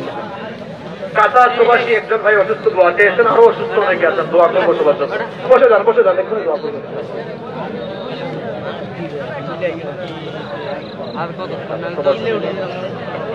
সবাই বসেন, আল্লাহুম্মা আমিন। রব্বানা ظلمنا أنفسنا وإن لم تغفر لنا وترحمنا لنكونن من الخاسرين ربنا لا تزغ قلوبنا بعد إذ هديتنا وهب لنا من لدنك رحمة إنك أنت الوهاب ربنا إنك جامع الناس ليوم لا ريب فيه إن الله لا يخلف الميعاد رب العالمين গভীর রাত পর্যন্ত আমরা তোমার গুনাহগার বান্দারা তোমার কিতাবুল্লাহ থেকে আলোচনা শেষ করে গভীর এই রাতে জীবনের সকল গুনাহগুলোকে সামনে নিয়ে এতিমের মতো, গোলামের মতো মাথা নত করে দিয়ে ভিক্ষুকের মতো দুখানা হাত তোমার কাছে তুলেছি। রব্বুল আলামিন, আমরা যারা হাত তুলেছি আমরা সকলেই বড় গুনাহগার। গুনাহ করতে করতে আমরা আমাদের জীবনটাকে কলুষিত করে ফেলেছি। পাপ করতে করতে পাপের সাগরে ভাসতে ভাসতে জীবনটাকে আমরা বরবাদ করে দিয়েছি। রব্বুল আলামিন, আমাদের গুনার দিকে তুমি যদি তাকাও, আমাদের মতো গুনাহগারদেরকে তোমার ক্ষমাও করতে মন চাইবে না। ওগো আল্লাহ, আমাদের গুনার দিকে না তাকিয়ে তোমার গফফার নামের খাতিরে তোমার রহমতের নজরে আমাদের দিকে তাকিয়ে আমাদের গুনাহগুলো তুমি মাফ করে দাও। রব্বুল আলামিন, আমরা তোমার দরজার ভিখারি, তোমার দরজার ভিখারীদেরকে তুমি খালি হাতে ফিরিয়ে দিও না। রব্বুল আলামিন, আমরা যারা হাত তুলেছি আমাদের সকলকে বেগুনাহ বানিয়ে, মাসুম বানিয়ে মাহফিল থেকে বাড়ি ফিরিয়ে দাও।